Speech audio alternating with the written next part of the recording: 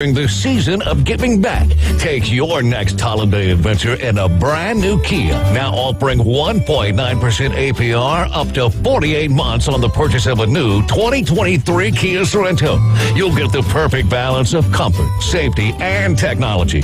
Bill Bird Kia is the home of the 20-year, 200,000-mile warranty. Stop by and see us at 2435 East 15th Street or anytime at Bill Bird Kia, PanamaCity.com.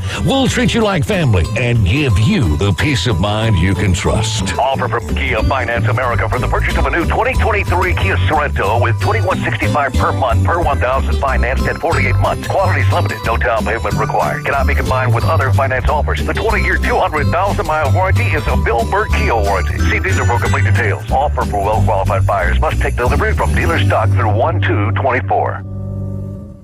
PCB Hobby, the beach's premier hobby store for sports cards, comics, coins, and trading card games. PCB Hobby carries the largest selection of boxes and packs from the latest releases of brands like Topps, Panini, Leaf, and more. Looking for a specific player or team? PCB Hobby has a wide assortment of raw and graded cards. They carry parallel rookie, game used, and autographed cards in both modern and vintage. Have a collection you want to sell? We buy, sell, and trade. PCB Hobby on Back Beach Road, just east of Florida Linen. Call 850-320-8388. At Bay Breeze Bait and Tackle, you can find all the necessary items for an unforgettable fishing experience. From pin rods and reels to the best hand-tied rigs in Florida, we have it all. With the help of our friendly and knowledgeable staff, you can be sure that you have the right gear to make that big catch. Come experience a great local bait and tackle shop located directly off 98 on the west end of Panama City Beach, located just 5 miles west of Pier Park. I may look like all the other dogs, but I was born for a purpose. To one day be your companion, your eyes to see the world. I'll be your courage, your friend. With me, you'll find new freedom and hope for a better future. A dog I'm not. I'm a Southeastern guide dog.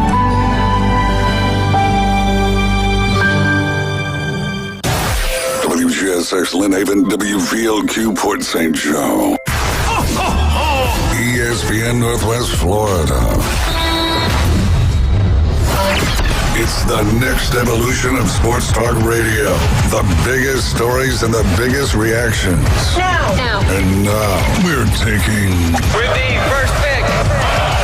This is the last ball you got to bat. The Inside Drive. From college to the pros. Interviews with the newsmakers, sports betting, your phone calls, and more. And now, The Inside Drive with Ryan Mulvey. Broadcasting from the Bill Kramer Chevrolet Buick GMC and Kramer Marine Outdoor Studios on ESPN Northwest Florida. Good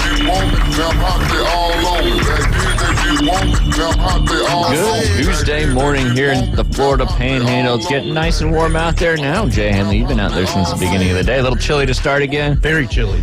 We're kind of in that pattern. Hopefully the rain this weekend maybe is just a little compared to the last few weekends. But 60s in the day, 40s at the night. It's kind of the pattern we're in right now. But you are listening to The Inside Drive. It is Tuesday, and there's a lot going on in the sports world as there was yesterday. You can listen to us live and local on 104.3 in Panama City Beach, 101.9 in Port St. Joe, along the Forgotten Coast. You can watch us on Facebook, X, and YouTube. Just search ESPN Northwest Florida. Click that share button, that like button, do some commenting, retweet it, go onto YouTube and subscribe to our page there. And of course, you can download the free mobile app inside the Google Play or Apple Store.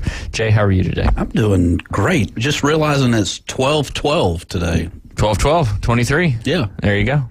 13 days till Christmas. Make a wish. 12/12? 11/11. Or is it 11/11? It's 11/11. Oh, okay. It's not 12/12.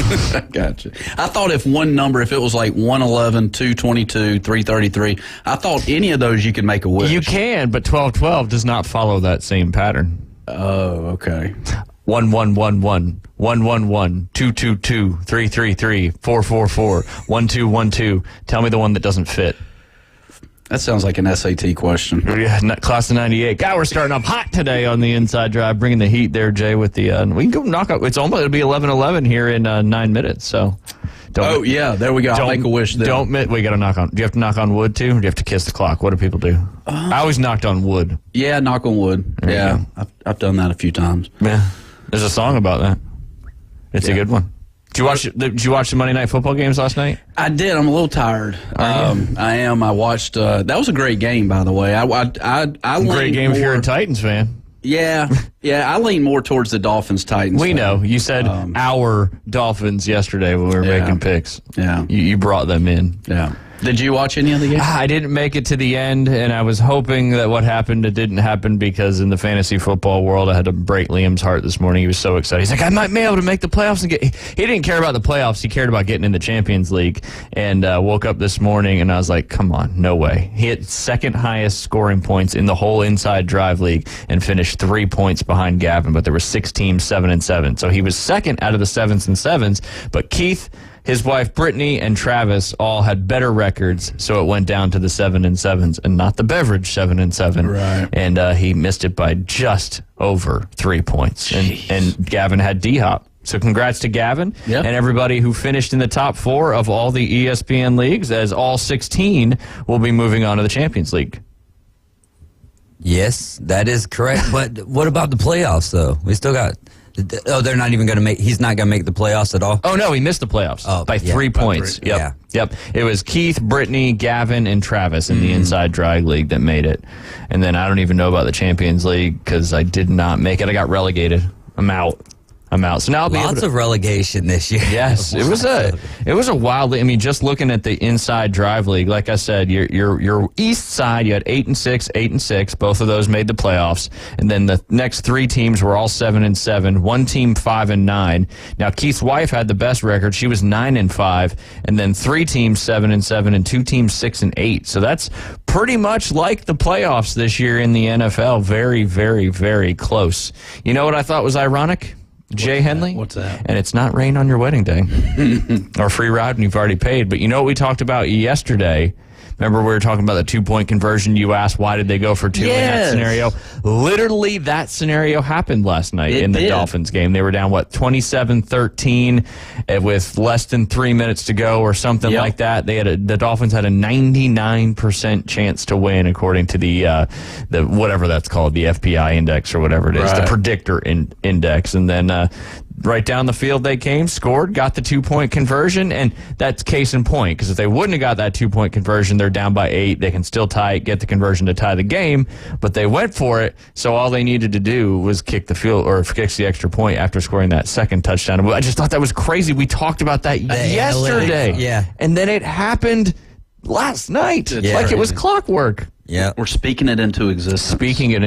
Well, it happened quite a few times over the weekend as well.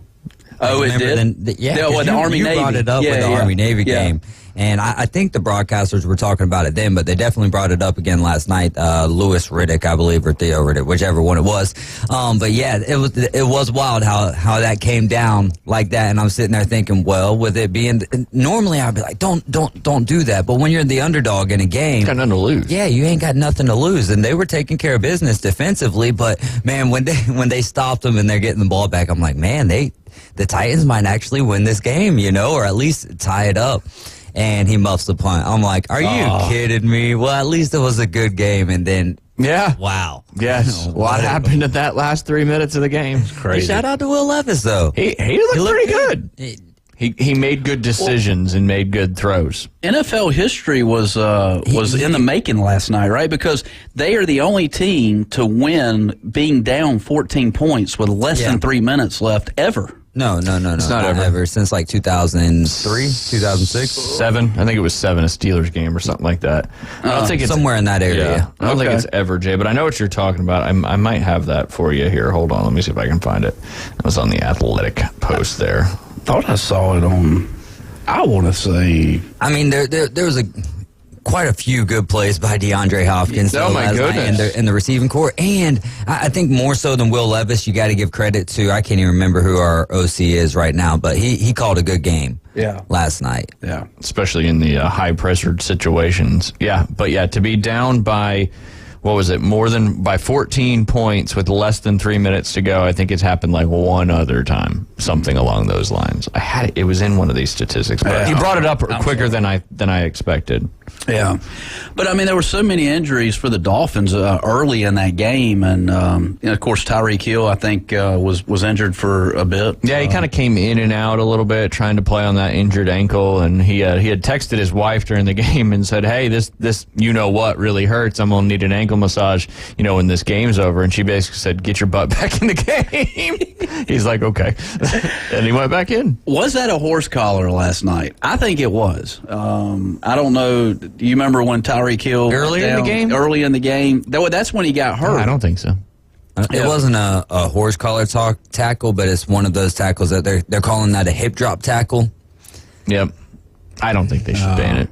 My thing is how else are you going to start tackling players? Like nobody's going to be able to tackle anybody. Can't get them from behind. Like, you better be square. That's the only issue. And I want to say that you don't want to see Tyreek Hill. You don't want to see any of these players get injured. Of course not. But you can't keep taking away from the defense, man. We're finally getting to where the defense has an edge, and everybody wants to say, "Oh, we're watching terrible football," or defense has caught up with the offense. Yeah. Like, can we acknowledge that a little bit? Yeah. I mean, if you want to watch 60 to 52 games, just go watch college football. True. What about your boy Tommy DeVito?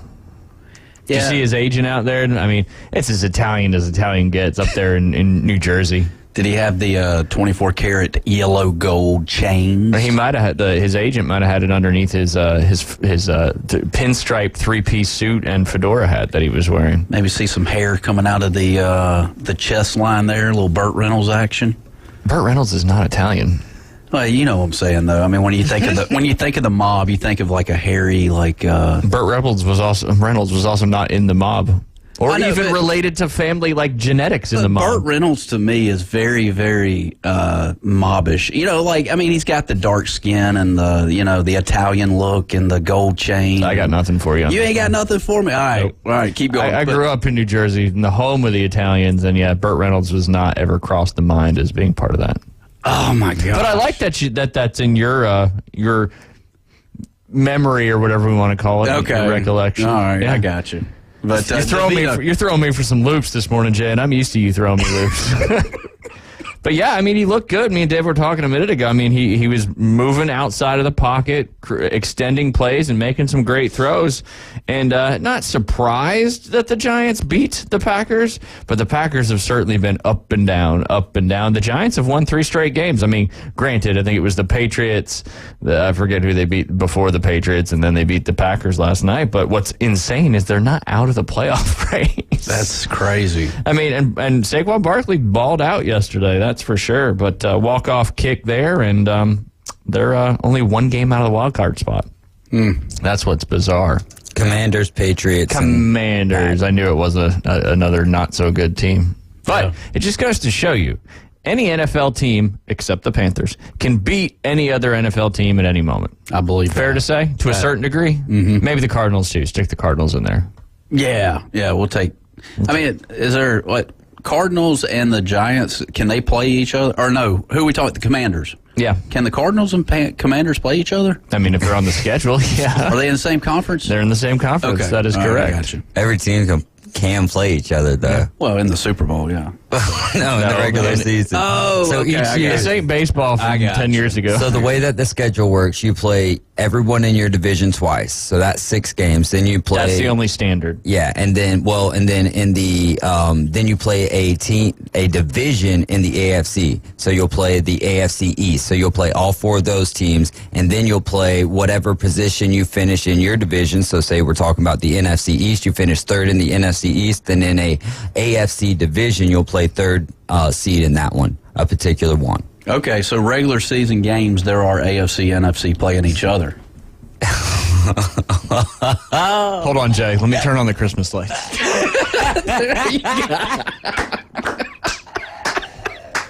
This is great, man. That's what we were missing this morning. That's it. All right, we're good now. We're good. The Christmas lights are on. Are you good? Yep, I'm good. I can't even remember what you said right off the get-go, but that really threw me for a loop. I forget what it was. Do you remember? Wrap me up and call me Christmas. There you go. There you go. Oh, man, Jay. He said that AFC could only play NFC in the Super Bowl. No. In the beginning of this segment, he said something that really threw me for a loop, but I can't. Oh, Burt Reynolds. No, that was number 2. The first thing you said coming into the segment, I can't remember, but it was something wild. About the SAT, right? I don't know. Oh, yeah, it might have been that. 12-12 wish. Oh, yes. Thank you, David. That's right. David listens. He knows what's going on. He does. So 12-12 wish, Burt Reynolds being an Italian mobster, and AFC can indeed play the NFC in the regular season. Didn't know that. Just learning so much this morning here on the Inside Crazy. Drive. This is good. We got Doc A coming up at 11:20. You're welcome. We'll move past this. Oh, did you see Tip this morning? I did. Okay, you want to hear something crazy? We talk about, Mint. I'm sure he told you about this. I got the picture of it. It's wild. So Tip's the Florida Panhandle Golf Therapy Alliance. He's the CEO, the founder, all that stuff. Does unbelievable things. He's got a big pack of dogs. Of course, Scooter is his service dog. Well, him and his ex-wife Brenda, who are still very close, they lost Bandit and another dog within the span of a week. Yeah. Obviously, that's very sad, and it's tough to deal with and all that stuff. Well, this morning, I know you were talking to him too, but this morning I was talking to him and he was telling me about what happened.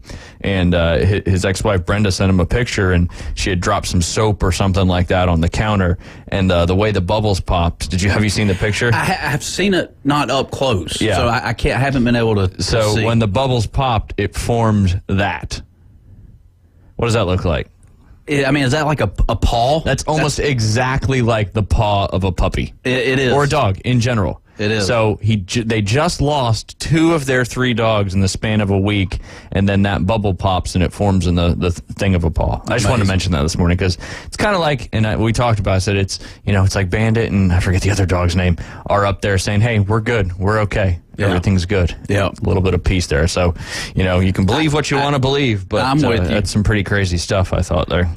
Yeah, I tell you, I had an epiphany, David Hayes, Saturday night. 5 years ago, Saturday night, I had lost a very dear friend to suicide, and he was a big MMA watcher and loved wrestling. And one of his kids have actually kind of moved into the wrestling. He's about 22 years old. But it hit me because Saturday night at 10 p.m. was the 5 years ago was when he committed suicide. And I didn't realize it until about halfway through that match that I was sitting at a MMA fight for the first time, and it just all that kind of flooded back to me a bit with what he loved the most, and that was MMA and all that kind of stuff. But you got to pay attention to stuff like that, man. I mean, it's there's more to it than meets the eye, in my opinion. No, 100%. Yeah, but 5 years, like to the day, to the minute, and you've never been to the minute, man. To the minute. It was 5 years ago that Saturday night, last Saturday night at 10 o'clock p.m. And it's crazy. It's crazy. Yeah, it is wild. Yeah, but no, that Paul stuff is that's legit. Yeah, that is legit, and I think those 2 dogs are saying, "Hey, Tip, it's okay. I'm in a good place, and don't worry about me." Yeah. So all dogs go to heaven. That's true. Yeah. Is it the Rainbow Bridge? Maybe. I think there's a saying or something like that. Yeah. I don't even feel right talking about Shohei Ohtani at this point. Yeah. But I'm gonna. You should. Yeah. I'm gonna. All right. So Joe Pompliano, he's a business sports guy, and I'm gonna read his little tweet here word for word because I thought it just really explained what the Dodgers did in this situation. Jay, you know what happened, right? What? The details of Ohtani's deferment in his contract came out yesterday.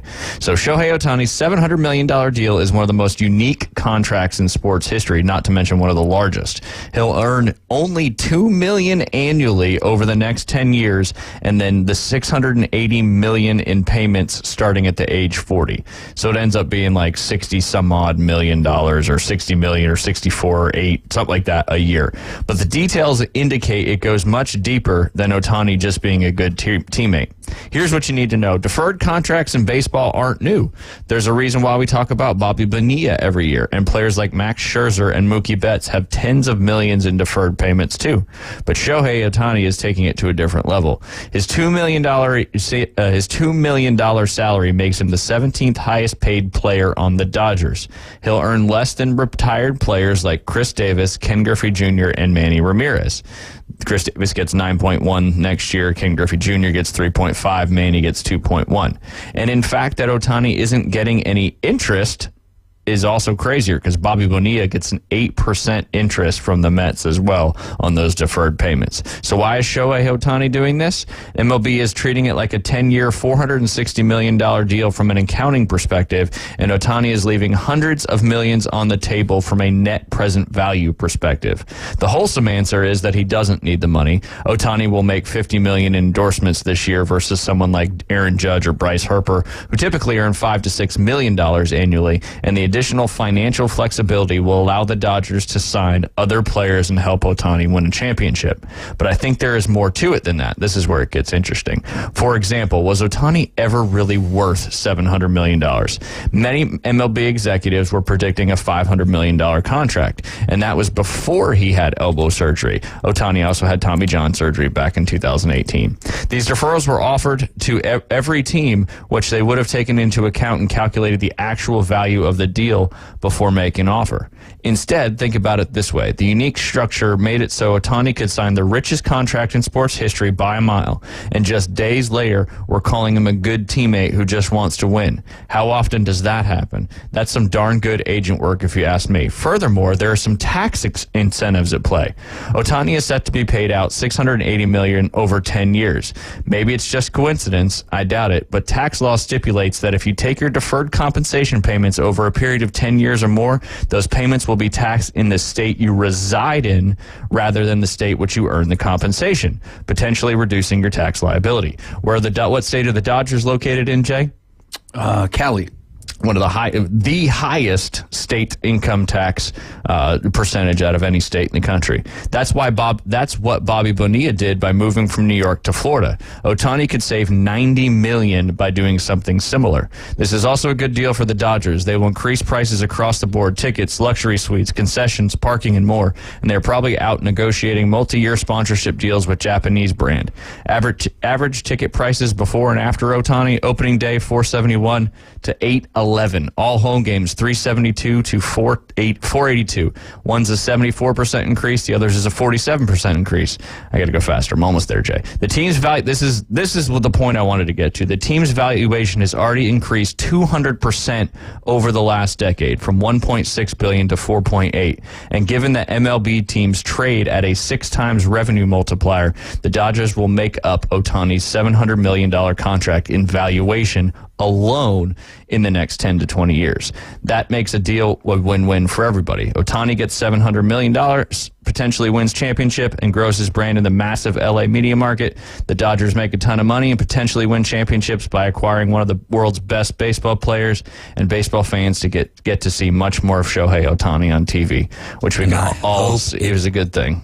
I hope that they don't win a championship. I know. You're the Braves at heart, the Braves fans at heart speak that. But that just the deferred tax thing alone, when I read that, I was like, not a bad idea. I mean, because he would basically lose half of that money to taxes. Yeah. I'm sure Newsom's like, how do we get that money from Ohtani? But who's Newsom? The governor of California. Oh, I got you. All right, when we get back, we'll be joined by Doc A, Steve Alexander. And Jay, I'm going to let you lead all the questions in that interview. We'll be right back. ESPN Northwest Florida.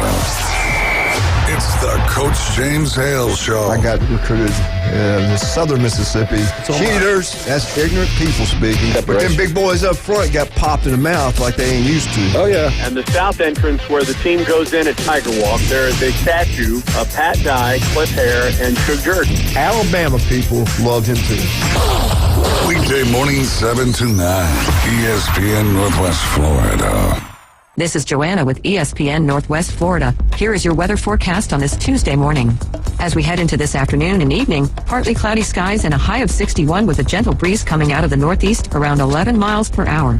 For tonight, some clouds and a low near 45. Tomorrow, partly cloudy and a high around 61. For Thursday, some clouds and a high of 61. This weather forecast is sponsored by Mid-South Lumber, the best little lumber yard in Panama City. Thank you for listening to ESPN Northwest Florida. Rely on it. Hey folks, Chris Kramer with Bill Kramer GM. And the best place to listen to the Inside Drive with Ryan Mulvey is inside a brand new vehicle from Bill Kramer GM. And I want you to know we've got 10 times the amount of inventory on the ground as we did this time last year, and darn near all of them are discounted. So shop us online at BillKramerGM.com or visit us at the corner of Frankfurt and 23rd. We'll make it easy and take great care of you. With over 65 years of combined experience, Instant Replay Sports Cards is happy to help you take your collection to the next level.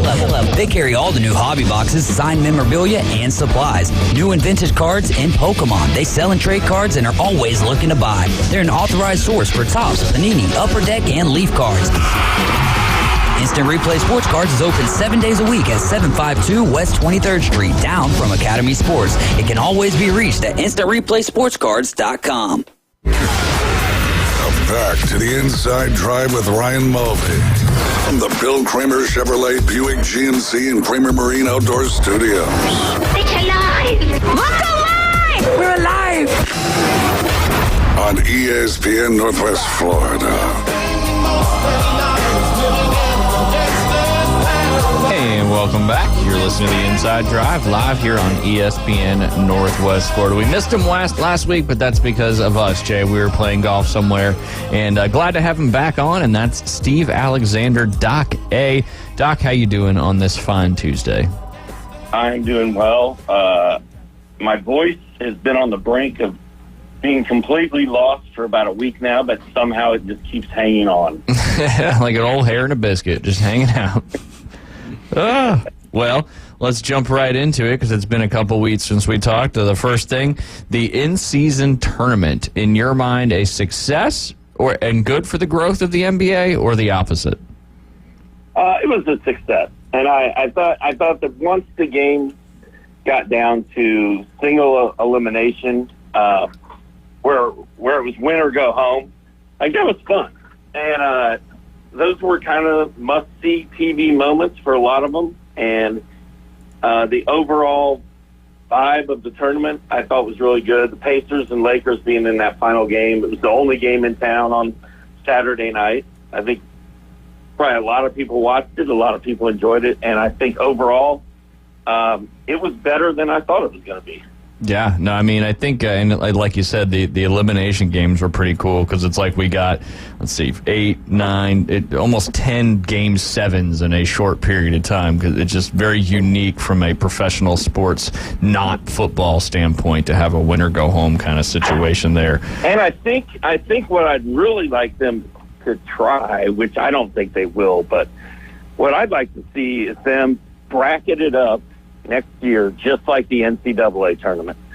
And, the number of teams probably wouldn't make it work. The time constraints probably wouldn't make it work. But I'd love to see them just do a straight-up bracket, no play-in games, no pool games. You win or go home every game, and then find the winner at the end of that. That would be fun. Ooh, that would be fun.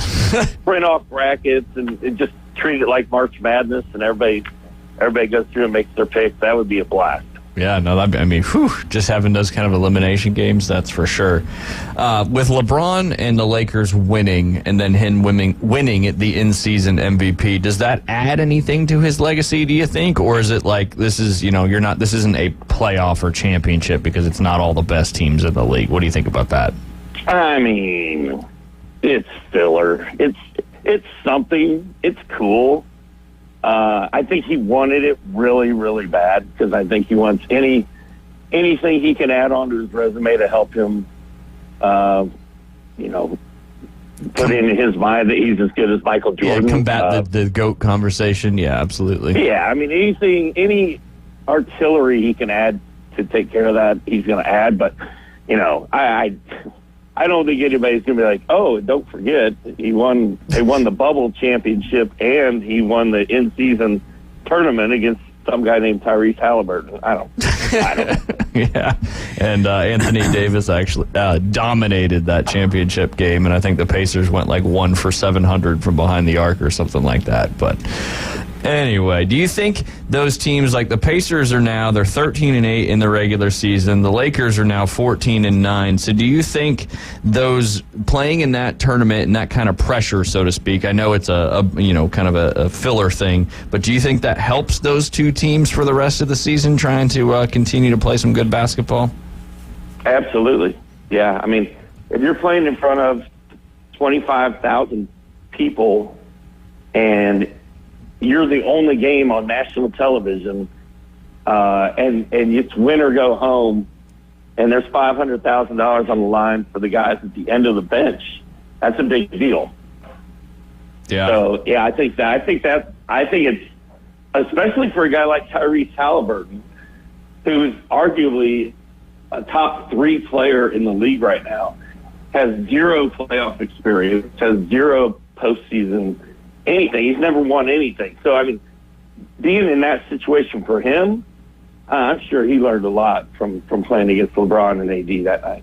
Well, and that's a great point. I mean, these guys that have never been in the playoffs before and have never felt that kind of situation, I mean, it's kind of like a trial by fire, so to speak, and could potentially prepare them for a good postseason run there late in the season.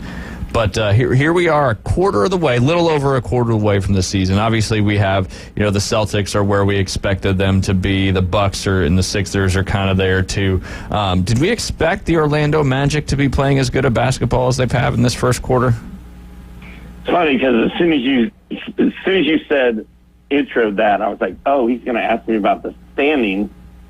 So I pulled them up, and usually the teams I'm surprised about are in the West: Minnesota, Oklahoma City.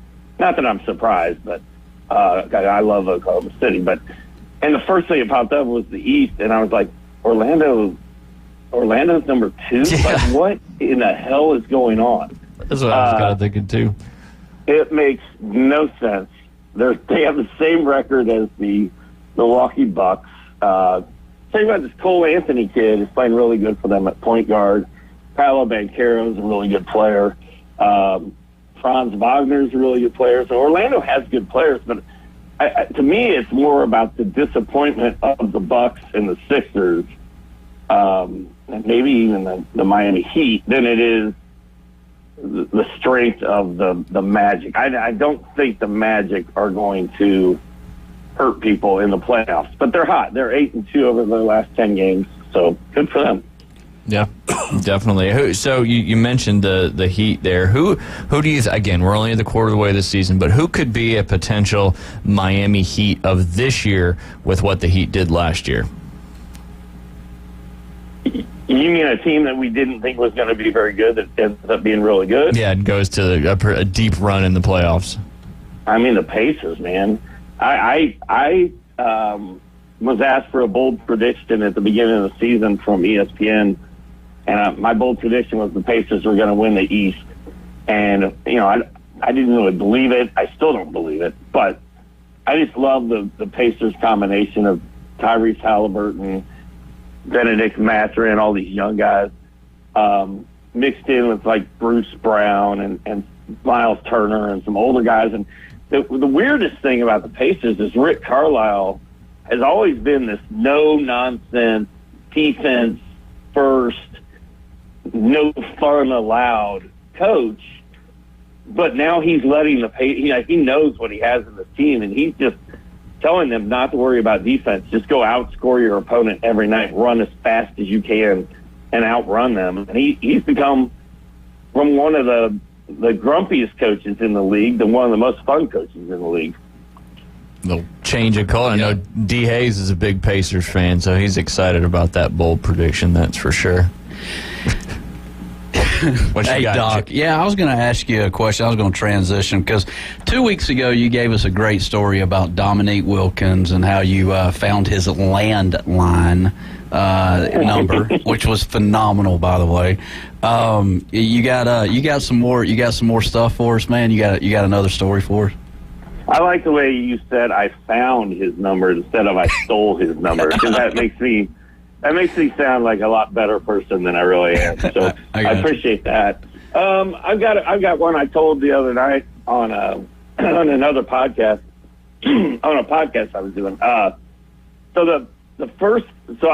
I collect, or I used to collect when I was a kid, NBA game worn shoes and autographs, and I have my office is basically a museum from the 80s NBA. And one night I saw a kid with a pair of shoes, and I said, "How'd you get those?" He goes, "I just asked the player." And I was like, "Oh, well, okay."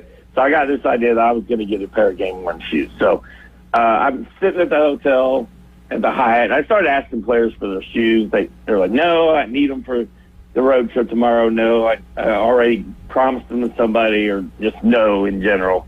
I got a bunch of no's. And then sitting on the shoe shine stand, January of '84, and Lorenzo Romar, point guard for the Bucks, comes walking off the elevator, and I think he was shocked that I knew who he was. And I was like, "Hey, Lorenzo, do you think I could get your shoes after the game?" He's like, "Yeah, I'll give them to you." I was like, "What?"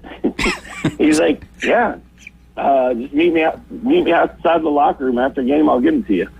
I was like, "Oh man, awesome! Thank you so much." I was like, literally like a little kid in the candy store. I'm like so pumped up and couldn't believe it. And Lorenzo Romar actually became more famous after his NBA career. He was the coach of the Washington Huskies basketball team when they rose to prominence and were really good. So that's who Lorenzo Romar is. And so anyway, after the game, Lorenzo comes out of the locker room, hands me his Converse, signs them, and I'm like, "Well, that was awesome." So I'm like on cloud nine. I think I've got like this. It's Lorenzo Romar shoes. Nobody cares. It's what the reality is. Right. But I cared a lot. Like, I thought I had struck gold and had the most valuable thing in the world. So I go home, and the Super Bowl was happening right around that time. I think the Eagles were playing the Raiders. And I sat down and I wrote Lorenzo Romar a letter, and I said, "Thank you so much for the shoes. It made my year. I'll never sell them. You know, it's really cool that you do this for your fans, yada, yada, yada." And I had a media guide that I stole from somewhere in Market Square Arena, and it had a Milwaukee Bucks address on it. So I just send this letter randomly off to the Bucks. And then a couple weeks later, or several weeks later, the Bucks were back in Indiana. So we go down there to the hotel again. I take my mom inside the hotel with me because she didn't just drop you off this time. She's got to meet my best friend, Lorenzo Romar, right? Yeah, no, absolutely. Yeah. So I take her inside with me. We're sitting there. The elevator door opens. Lorenzo comes out. And I'm like, "Lorenzo." He goes, "Hey, man." He's like, "I got your letter." And I'm like, "You did?" He goes, "Yeah." He's like, "Thank you for writing me a letter like that. Nobody has ever written me a letter before. Like, that's so polite of you to do that." And I was like, "Thanks, man." He's like, "Is this your mom?" And I said, "Yeah." He goes, "Man," he came over, he shook her hand and introduced himself. He's like, "You raised a good one right here. Like, this is a good kid. And good job, Mom. Pleased to meet you, blah, blah." And we're like, "Thanks, Lorenzo. Have a great game." And then he went on his way, and we went on ours. And that was the last time I ever talked to Lorenzo. But he gave my mom some dap for raising a good kid, and that was awesome. That's cool. That's pretty awesome. That is cool. So he's now coaching, you say? Well, he coached Washington State for a while, back when they were good. I don't know where he is. Okay. Right now. I got you. But I mean, I bet you Google could help us out with that. Yeah. Yeah, Lorenzo Romar, and he's a great guy. I think I'm taller than he is. He coaches Pepperdine right now. Ooh. Okay, yeah, I've got him pulled up. Yeah, okay. Now he does look familiar. One of the prettiest campuses out there in the college world. Is it? For sure. Oh, Pepperdine's fantastic. But yeah, and every time you tell one of these stories, it's kind of cool because, like, you had to figure stuff out. And, like, nowadays, like, obviously you can't sit outside a locker room and that kind of stuff, but being able to find information is so much more readily available. But, to look at the back of the media guide and send it, I mean, I just love hearing those stories. That's cool stuff. That is cool. Well, I told the Karl Malone story the other day. Have I told you guys that one yet? I can't remember. Jay might not have been here for that one. If you did, well, I'm not gonna tell right now. But the bottom line is, he left the shoes for me at the hotel, and I had to get the phone book out the next morning and look in the yellow pages and find the hotel phone number to call down there to see if there was a package waiting for me, and it's stuff like that that people don't think about. Not to mention how we used to drive without GPS help from our phones. You got that right. No kidding. Jay left his phone on somebody's vehicle the other day and about had a panic attack. I did. I did. Yeah, your life was ruined for like an hour and a half. Seriously. You got it back, though. Say what? You said you got it back, though. Yeah. All that good stuff. Doc, I'm going to ask you one more question, and we are 13 days away from Christmas. Give me your top 3 Christmas movies of all time. Not to put you on the spot and go a completely different direction, but you should expect that by now. No, I think I got this. I'm going number 1, Christmas Vacation, because I used to own the family truckster. Nice. That's right. Nice. That's right. Yes. Yeah. You really had no choice for number 1 there. Are you serious? I am a Clark Griswold till I die guy. So Christmas Vacation number 1. I think Elf. I think I'm going to go with Elf at number 2. Just because I'm glad that somebody made a more current Christmas movie. Yeah. Classic that turned out to be really good, and Jon Favreau is a genius and all that. And then number 3, I really should be going with Christmas Story because it's based in Indiana. The leg lamp and the fragile and all that, it's so classic. But I think TNT and TBS playing it 24/7 burned me out on it, and I've moved on to more old school. I'm going to go with It's a Wonderful Life. Right? Ooh, yeah, the OG. I'm going black and white. With my child. My child will kill me because he will not watch black and white movies. But I'm going with Christmas Vacation, Elf, and A Wonderful Life. Ooh, that's solid. Is Die Hard a Christmas movie? Yes or no? There's only one answer to that question. Yeah. I'm going to go with I don't care. I always thought that the argument about whether it was or wasn't was irrelevant, and I never understood why people love spending their time on is it a Christmas movie or not. If I had to guess, I mean, they were at a Christmas party, right? Yeah. It takes place on Christmas Eve. I think that's where the biggest argument is. I mean, yeah, it's a Christmas-related movie. Whatever. I'm not a smoker, but Bruce Willis definitely can make a cigarette look good. That's for sure. I don't know where to go from there, Jay. Oh, man. Real quick, because we are at our break, give me one good prop for tonight for Jay Henley to take. He didn't take the one from 2 weeks ago, so it worked out okay. I'm taking it right here. Thank God. I've got the Lakers. I got the Mavericks +2 against the Lakers. LeBron's very iffy. AD's very iffy. Luka's on fire right now.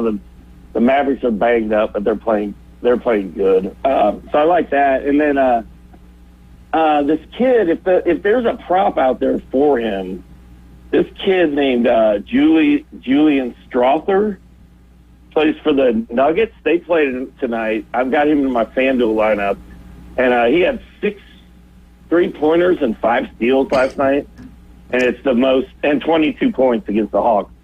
And that's the most, first time a rookie has ever had 6 3-pointers and 5 steals in one game. Wow.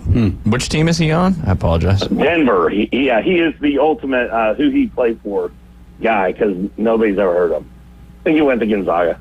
Let's see. Yeah, what's his name again? I'm sorry, Doc. I'm looking. Strawther. Strawther. Okay. Yeah, it's not on Hard Rock. I just looked it up as quick as I could. They only give you Jokic on the player props on that one. Yeah, they might add more later. I doubt Strawther will be on there, but just because he's such a no-name. But if you look at that box score from that Hawks game, what he did is pretty cool, pretty special. Yeah. Awesome. Well, Doc, we appreciate your time as always, and we look forward to talking to you next Tuesday as well. Have a great rest of your week. Real quick, just tell everybody the easiest way to find all your information. Hey, another prop I thought of, Dante Exum for the Mavericks. Okay. Because Tim Hardaway's hurt. Derek Jones Jr. got hurt last night. I think Dante Exum's going to have a big game. You can find me on ESPN, the fantasy app. I do a bunch of NBA stuff, write some NFL stuff, and then, of course, rotowire.com, podcasts, articles, all kinds of stuff. Awesome. And that's Steve Alexander, Doc A. Doc, we appreciate your time. We'll talk to you next week. Oh, and you can follow me on Twitter, DOCKTORA. Y'all have a great day. Yes. I'll see you later. Doctora, it's like Doctora there on the old X machine. But you're listening to The Inside Drive. We'll be right back. And that Bruce Willis comment threw me for a loop as well. Start your morning with sports updates, interviews, reactions, lively discussions, insights, and expert analysis. I think in our lifetime, we will never see another undefeated team. Join Evan, Canty, and Michelle weekday mornings from 5 to 7. It will never happen again. On the Sports Talk Monster. If anyone deserves the benefit of the doubt for one last chance, it's Bill Belichick. ESPN Northwest Florida. With over 65 years of combined experience, Instant Replay Sports Cards is happy to help you take your collection to the next level. They carry all the new hobby boxes, signed memorabilia, and supplies. New and vintage cards and Pokemon. They sell and trade cards and are always looking to buy. They're an authorized source for Topps, Panini, Upper Deck, and Leaf cards. Instant Replay Sports Cards is open 7 days a week at 752 West 23rd Street, down from Academy Sports. It can always be reached at InstantReplaySportsCards.com. As a realtor, it's important who you choose as your title company. May we suggest South Oak Title? Their offices are modern, comfortable, and state-of-the-art. South Oak Title can close transactions in any location in Florida, Alabama, and Tennessee. Their free mobile app allows realtors to deliver a net sheet in seconds. They provide mobile closing services to accommodate buyers and sellers. Their offices are beautifully decorated, state-of-the-art, complete, safe, and secure. South Oak Title, creating a better title and closing experience through technology and tailored service. Visit them online at southoaktitle.com. What's that sound? That's the sound of Downy Unstoppable scent beads going into your washing machine and giving your clothes freshness that lasts all day long. There it is again. It's like music to your ears, or more like music to your nose. That freshness is irresistible. Let's get a Downy Unstoppables bottle shake. And now a sniff solo. Nice. Get 6 times longer lasting freshness plus odor protection with Downy Unstoppables in wash scent beads. We're starting fresh. Fresh new start. Locally sourced, farm to radio. The Inside Drive with Ryan Mulvey is live and local. From the Bill Kramer Chevrolet Buick GMC and Kramer Marine Outdoor Studios. On ESPN Northwest Florida. Hey, welcome back. You're listening to The Inside Drive live here on ESPN Northwest Florida. Give us the Bruce Willis cigarette pull there for us. All right. You know something, Hans? I kind of like you. Classic. Christmas Eve. That's when it was. That's when it was done. It was a party. Yeah. I gotta watch that one. I haven't watched it in a long time. Oh man, you got to. You got to. Make it up. Put it on your calendar. There you go. I'll add it to the list. Yeah. Hopefully it's on one of the, you find a movie, right? Like, oh, we need to watch that movie. And then you use all these different streaming services. And then you search it on the various streaming services. And then it says, oh, no, it's going to cost you $2.99. Right. And you're like, now, do you keep that for forever when you buy that? It depends if it's a rental or a purchase. Oh, okay. That's how they get you. Yeah. That is how they get you. But yeah, Die Hard, what a good one. What a classic. That's for sure. Mm-hmm. That is for sure. Speaking of another classic, not that you care, but I'm going to tell you anyway. Clemson beat Notre Dame yesterday in the College Cup Championship. That's the men's Division I soccer tournament. They won it 2 years ago. They won last night as well, 2-1 over Notre Dame.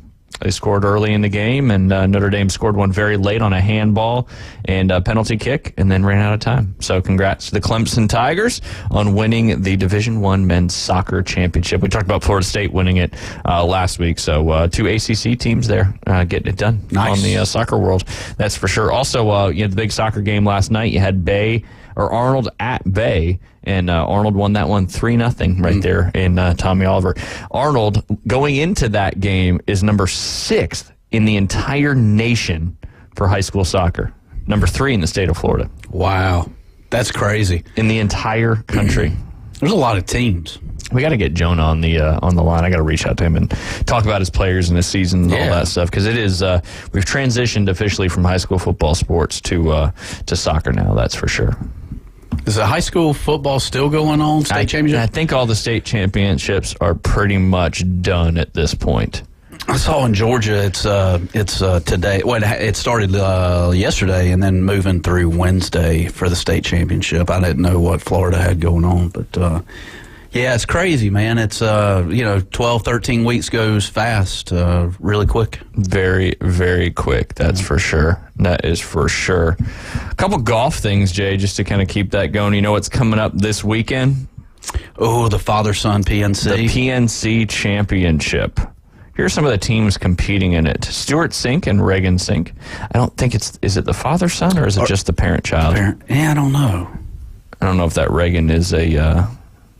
I think it's just parent-child. Anyway, Stuart Sink and Reagan Sink, John Daly and John Daly II, David Duvall and Brady Duvall, Nick and Matthew Faldo, Jim and Tanner Furyk, Retief and Leo Goosen, Padraig and C-I-A-R-A-N. Say it with me, Jay. C-I-A-R-A-N. What do you got? Siren? CIA ran? CIA ran, yeah. That's Harrington. Nellie and Peter Korda. Matt Kuchar. And that's one of the cool ones where she's playing with her dad. That is cool. That is a neat one. Matt Kuchar and Cameron Kuchar. Bernhard and Jason Longer. Tom and Sean Lehman. Justin and Luke Leonard. Mark and Sean O'Mara. Nick and Greg Price. VJ and Cass Singh. Annika Sorenstam and Will McGee, Steve and Izzy Stricker, Justin and Mike Thomas, Lee Trevino and Daniel Trevino, and last but not least, Tiger and Charlie Woods. You going to tune in and watch that? I am. Yeah. Because of Tiger and Charlie? Yeah. Yeah, it's always such a good tournament. I mean, it's fun because you get to get the insights and hear everything that's going on and listen to the communication between the two of them. And, I mean, Charlie is just a chip off the old block as far as how his golf game is concerned. And he played really good in it last year. And he's a freshman in high school and, getting ever so closer to that USGA Junior Am and continuing on. So that'll be a story to watch for a while. I was waiting to see if Vegas was going to throw some bets out there on this, but I guess there's probably not a lot of stats for the minors playing, or they. I don't know if that's bettable or not. Yeah, we'll look it up and find out. Yeah. See if you can cap that. But Jordan Spieth, I don't know if you saw his comment about the whole Jon Rahm situation. Yeah, well, Finau's out. Yeah, well, that's what they say. I mean, well, yeah, that's what they say, but you can tell I'm believing it. Yeah, and you want to believe it. Right. And that's why. But, yeah, I mean, who knows? He's officially squashed the rumors. But Jon Rahm, 6 months ago also said he would never leave to go to the LIV Tour either. So, you never know what people say stuff. And it's kind of like the transfer portal in college recruiting. I mean, Dylan Raiola now is Nebraska's trying to steal him from Georgia. Stuff's getting crazy. It is. Getting crazy. But anyway, Jordan Spieth said, I don't think it was him. I love this quote. I don't think for him it was the money, Spieth said. I believe he saw two places that neither one was in a great situation right now. And he said, might as well have the money. What do you think about that? So repeat that. I believe he saw two places that neither one was in a great situation right now. And he said, may as well have the money. Huh. saying that the PGA Tour or the LIV Tour are both not great situations at the current moment, and might as well take the money. I gotcha. Because he doesn't think it was about the money either, and Rahm has said that. Now I don't think it's about growing the game by any stretch either, because we talked about this at length yesterday, and things are just changing rapidly in the golf world. But I think the merger is going to happen. The PGA Tour, I don't know the name of the sports marketing firm that they hired to kind of help with the negotiations on this PIF deal. So I think it's imminent, and will give us something to talk about hopefully before the first of the year. I mean, having said all this, is this good or bad? What's your view on, is this good or bad for golf in general? Ooh, that's a tough one. I know it's kind of a tough one because I don't know the direction of the two tours and what's going to happen. There's a lot of golf talk going on right now, which I think is always good for golf, because more people talking about golf, it's kind of like that subconscious subliminal messaging, golf. Oh, maybe I'll go play golf. But I don't know. I think the professional golf as we know it will be forever changed come next year. That's for sure. I just feel like the PGA Tour has built a foundation, and without a foundation, you can't build a house. And I feel like the LIV, unless it's on stilts. But I think the LIV is kind of on a house of cards, if you will. I mean, there's no foundation yet. I know they're in the infant stages, but I mean, what a risk! What a risk these guys are taking to move to a tour that's only a year old, and all that. That's just my thoughts on it. Yeah, and I think the risk was mitigated by the fact that it's kind of an endless. It's not endless, but it's got definitely. But the amount of money that can be pumped into it, it's kind of never ending, so to speak, with a sovereign government. So, I don't know. It's going to be wild to see what all shakes out in 2024 and the majors and all that stuff. But there's, depending on who stays and who goes and what it looks like with the merger and what, because Jon Rahm's officially been suspended from the PGA Tour. And I know he's applying for DP World membership again, in addition to, because I think you can be on the DP World Tour and the LIV Tour. There's no, like the PGA Tour, if you're on the LIV Tour, you're out on the PGA Tour. I got you. But, I mean, what happens if that all just changes here pretty soon? Yeah, I don't know. Yeah, I think it's the best decision for me. You were mentioning Tony Finau, right? And he kind of put those rumors to bed and squashed them. But also, as for his own future, he didn't really take a hard stance. He just said, no, not yet. I haven't let anything marinate other than just playing right now. So I don't know if that's really squashing the rumor or just saying, yeah, no, I'm not going to the LIV Tour at the moment. But has he moved the needle? I don't know. He would. I think he would. Well, he's a big fan favorite. That's for sure. Yeah, that is for sure on that side of things. What do we got? 4 minutes before this break coming up. We got. I'm excited to talk to Brad Law coming up. I'm going to ask him his favorite Christmas movie as well. I was going to ask you and David a question, but I think David went to grab a cup of coffee. I'll ask you before he gets back if we've got time. Yeah, we got time. What are your 3 favorite sports teams? College, pro, whatever it may be. 3 favorite sports teams. Let's go. And it can be college too. It can be college too. So Braves and Dogs. Those are my 1-2. Okay. Braves is 1. Yeah. Okay. Yeah. Braves 1, Dogs 2. Third one, man. This could be. I know the third one could be tough because I didn't know what it would be for you. I figured it was the Miami Dolphins at this point, but it changes from week to week. Yeah. But how about you think about it, and I'll ask David before we have to take the hard break. Your 3 favorite sports teams, pro or college, doesn't matter. Just your 3 favorite. Alabama 1. I was going to guess Bama 1. Braves 2. Lightning 3. Yeah. That's right. Titans didn't make it. That's actually what I thought. I mean, Lightning Titans would be.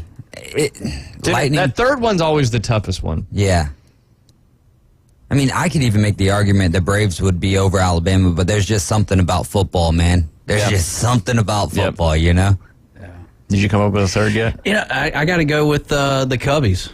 I got to go with the Cubbies. Yeah.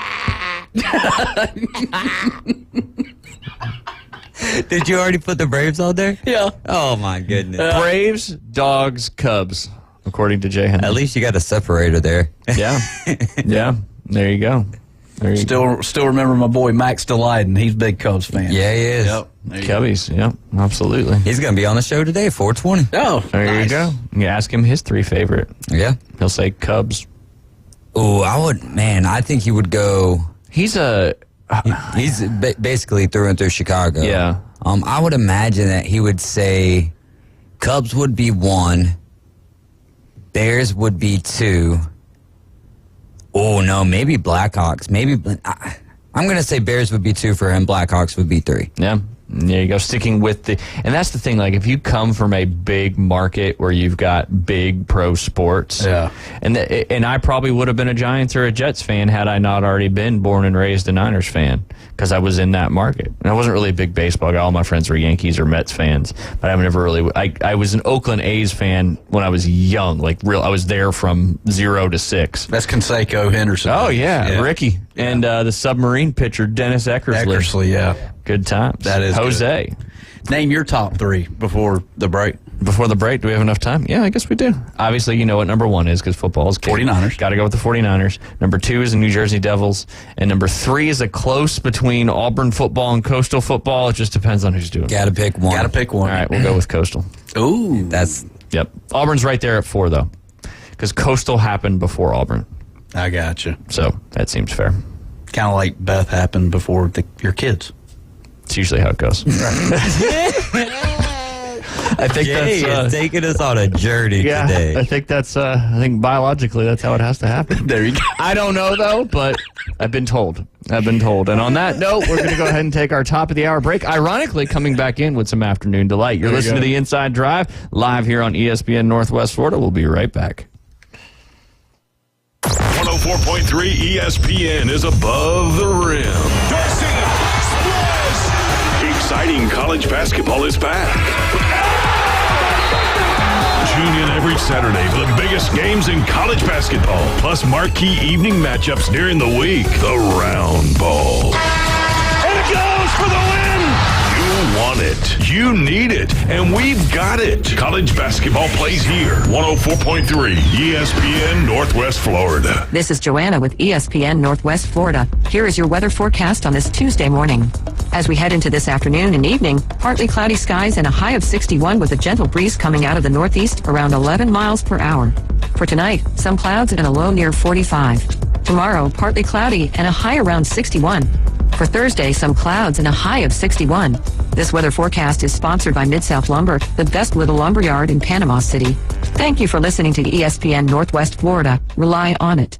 Jim Gaffigan here with some more Straight Talk. Let's take a moment to appreciate our sweet children, loving grandparents, and eternal soulmates. Now let's use them to save money on wireless. Because with the Straight Talk Silver Plan, you get 4 lines for just $25 a month with unlimited data and no contracts. So add those human pawns, loved ones, and save money. Thanks, kids. You're finally worth it. Straight Talk Wireless, available at Walmart. Get 4 lines on Silver Unlimited for $25 per line per month, plus taxes and fees. For data management practices and additional terms, visit straighttalk.com.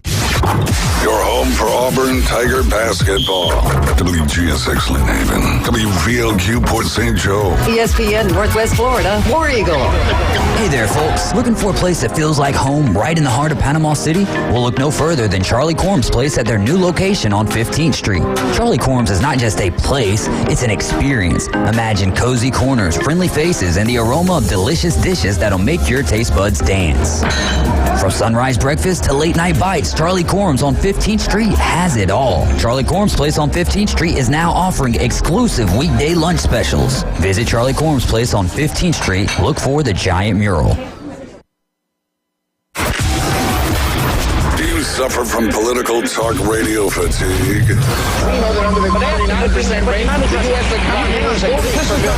Then tune into the most fun and exciting new radio show on the Gulf Coast. It's The Inside Drive with Ryan Mulvey. From the Bill Kramer Chevrolet Buick GMC and Kramer Marine Outdoor Studios on ESPN Northwest Florida. Skyrockets in flight. Afternoon delight. And welcome back. I was going to ask you what skyrockets are, but we'll skip over that. You're listening to The Inside Drive live here on ESPN Northwest Florida. As you heard, coming back in, sitting inside the Bill Kramer Chevrolet Buick GMC and Kramer Marine and Outdoor Studios. You can check them out. Where, Jay Henley?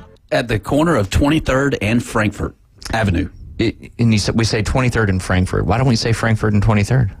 23rd's because it's a main street. Deal, so you say that one first. Yeah, gotcha. 23rd and Frankfurt. I'm gonna start doing the opposite. Are you? Yeah, Frankfurt 23rd.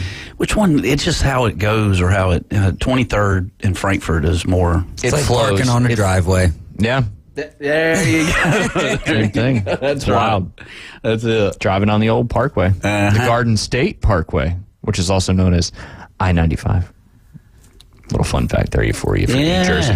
Tommy DeVito. All that good stuff. But yeah, go check them out. Lots of vehicles. That parking lot is very, very, very full, and all those vehicles are discounted. And your trade-in values are still high because that used car market is not as full of supply as it used to be. So go ahead and check them out there. While you're there, check out Kramer Marine and Outdoor. They'll get your boat fixed. They'll get you back out on the water. They'll come to you. You don't even have to bring it to them. They will tow it there if you need it, though. And they'll also they'll sell your boat for you. If you got that what sitting in your yard, Jay Henley? Yard ornament. Yard ornament. If it's sitting there, they can get it fixed up. They can get it sold for you.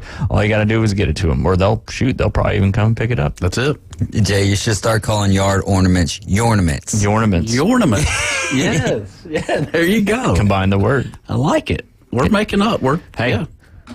It's Tuesday, right? Feels like Wednesday with all this craziness. I know. That is for sure. And speaking of craziness, the transfer portal, some of the bigger names in there, Jay, we'll go through it. Well, you want to start with quarterbacks or you want to start with running backs? What do you want to do? Let's go quarterbacks. Quarterbacks. The first one, and this is ranked by their composite score from 24/7 Sports. The first one in there was Aiden Childs. He was with Oregon State. He was backing up DJ Uiagalelei, and I know I didn't say it right. There's another syllable you got to throw in there. Lele. Uiagalelei. Yep. You almost have to pause. Huh. Uiagalelei. Just go DJU. DJU. Wickety, wickety, whack. He was at Oregon State. He is now 100% committed to Michigan State. Interesting there. Dante Moore, he's at UCLA, one of the higher people coming in there. He hasn't committed anywhere, but he is in the transfer portal. Cam Ward from Washington State is also in the portal, has not committed anywhere yet. Will Howard from Kansas State, another good quarterback. He is in there, has not committed anywhere. And here's a couple that have committed. Riley Leonard, he entered the portal back on the 29th of November. He was a composite score of .92. He led the Duke Blue Devils there over Clemson into a pretty good season. He is going to replace Sam Hartman up there at Notre Dame as he is committed to Notre Dame. Brock Vandergriff, you should know where he was, Jay. Georgia. Ooh, look at you using context clues. He was the backup this year to your boy, and he's now going to Kentucky. So staying in the conference, I was going to say stay in the division, but that doesn't matter anymore because the divisions no longer exist. Daquan Finn, he was at Toledo. He has not said anything yet. Dylan Gabriel, he was at Oklahoma, big-time quarterback there, had a great season. He is going to the Oregon Ducks, who will now be in the Big Ten. So he's essentially going from the Big 12 to the Big 10, even though Oklahoma's now going to the SEC. Kyle McCord, he was the quarterback of Ohio State. He is staying in the Big 10, entered the transfer portal on the 4th of this month, and he's going over there to the Nebraska Cornhuskers, Jay Henley. And that's what I was saying earlier. There was some talk that Nebraska was also looking at trying to flip Dylan Raiola, who is last year he was the number 1. Now we think he's the number 2 overall ranked player coming out of high school. Maybe the number 2 quarterback, number 6 overall. I think that's what it was. Nebraska's trying to flip him as well. But Nebraska trying to make some stuff happen with Matt Rule up there. What do you think, Jay? I don't know what we're talking about. Oh, my God. Pay attention. What do you think about... Okay, let me rephrase that for you. What do you think about all these quarterbacks, especially ones that played one season for these big-time teams, and now they're going to the transfer portal? So they didn't play with the big team, and now they're moving to a team where they can play, where they can pass? What? I mean, I don't know. I gotta close my laptop, man. My laptop's getting in the way. You're like a child. Ooh, flashing light. Let me look over there. Squirrel. Yeah. I don't even want to ask you the question now. Just what do you what do you think about quarterbacks like Kyle McCord, for example? He played for Ohio State. had a decent year. They missed out on the playoffs. They lost one game. Now he's going to Nebraska. What do you think's driving these guys to move around, especially so quickly? I just want to see if you get to what I think the root of this is. He didn't have any playing time at Ohio State, or he did? He was the starting quarterback. He was the starting quarterback. They lost one game to Michigan. They just missed out on the playoff. Is it a resume kind of thing where going from Ohio State to Nebraska? Yeah, I mean, does it sound like a resume thing? Do you feel like it'll help your resume as a professional football player? I don't know. Do you? I don't know. Is it or is David back there is just dying laughing? This is my favorite part. Now, is education at Nebraska gonna lead him to bigger and better things than Ohio State? I mean, are we talking education here? Are we? I don't know. Are you educated? Some days, some days not. It's debatable. Do you think it may be money? It could. I'm just curious what your thoughts on that. Could be. Probably not from Ohio State and Nebraska. Very well could be. David, what do you think about all these quarterbacks jumping into the portal? And what do you think the leading motivation? You think it's people Did you say Kyle McCord went to Nebraska? He is 100% committed to Nebraska. So it's definitely not money there, right? No. Because Matt Rule's like, you got to pay $1 million. And I don't think it's resume or education either, but... Well, I mean, I have no idea. I think it's the Kyle McCord leaving Ohio State is like, and going to Nebraska. And now Nebraska's trying to flip Dylan Raiola from Georgia. The only thing is Ryan Day must have had another plan for quarterback. Yeah, like who's coming in and who was there and who are they trying to pull out of the portal maybe. It adds kind of a twofold thing, and that's what I was kind of getting at. Not only is, you're not necessarily next man up if you're that second quarterback on the depth chart at these big programs anymore. And one of these guys, could sneak in. Because what is it, Chubba Purdy, whatever his name is, was starting for Nebraska. Yeah. And, he maybe thought he was going to be the starter going into next year, but now he's not. So does he jump around? It's just wild, all this stuff going on. Yeah, I do wish there was, I don't know, just a formulation to or some type of regulation, but I don't know if there's too much of a reason. Like Boston Tim just texted in saying resume. Yeah.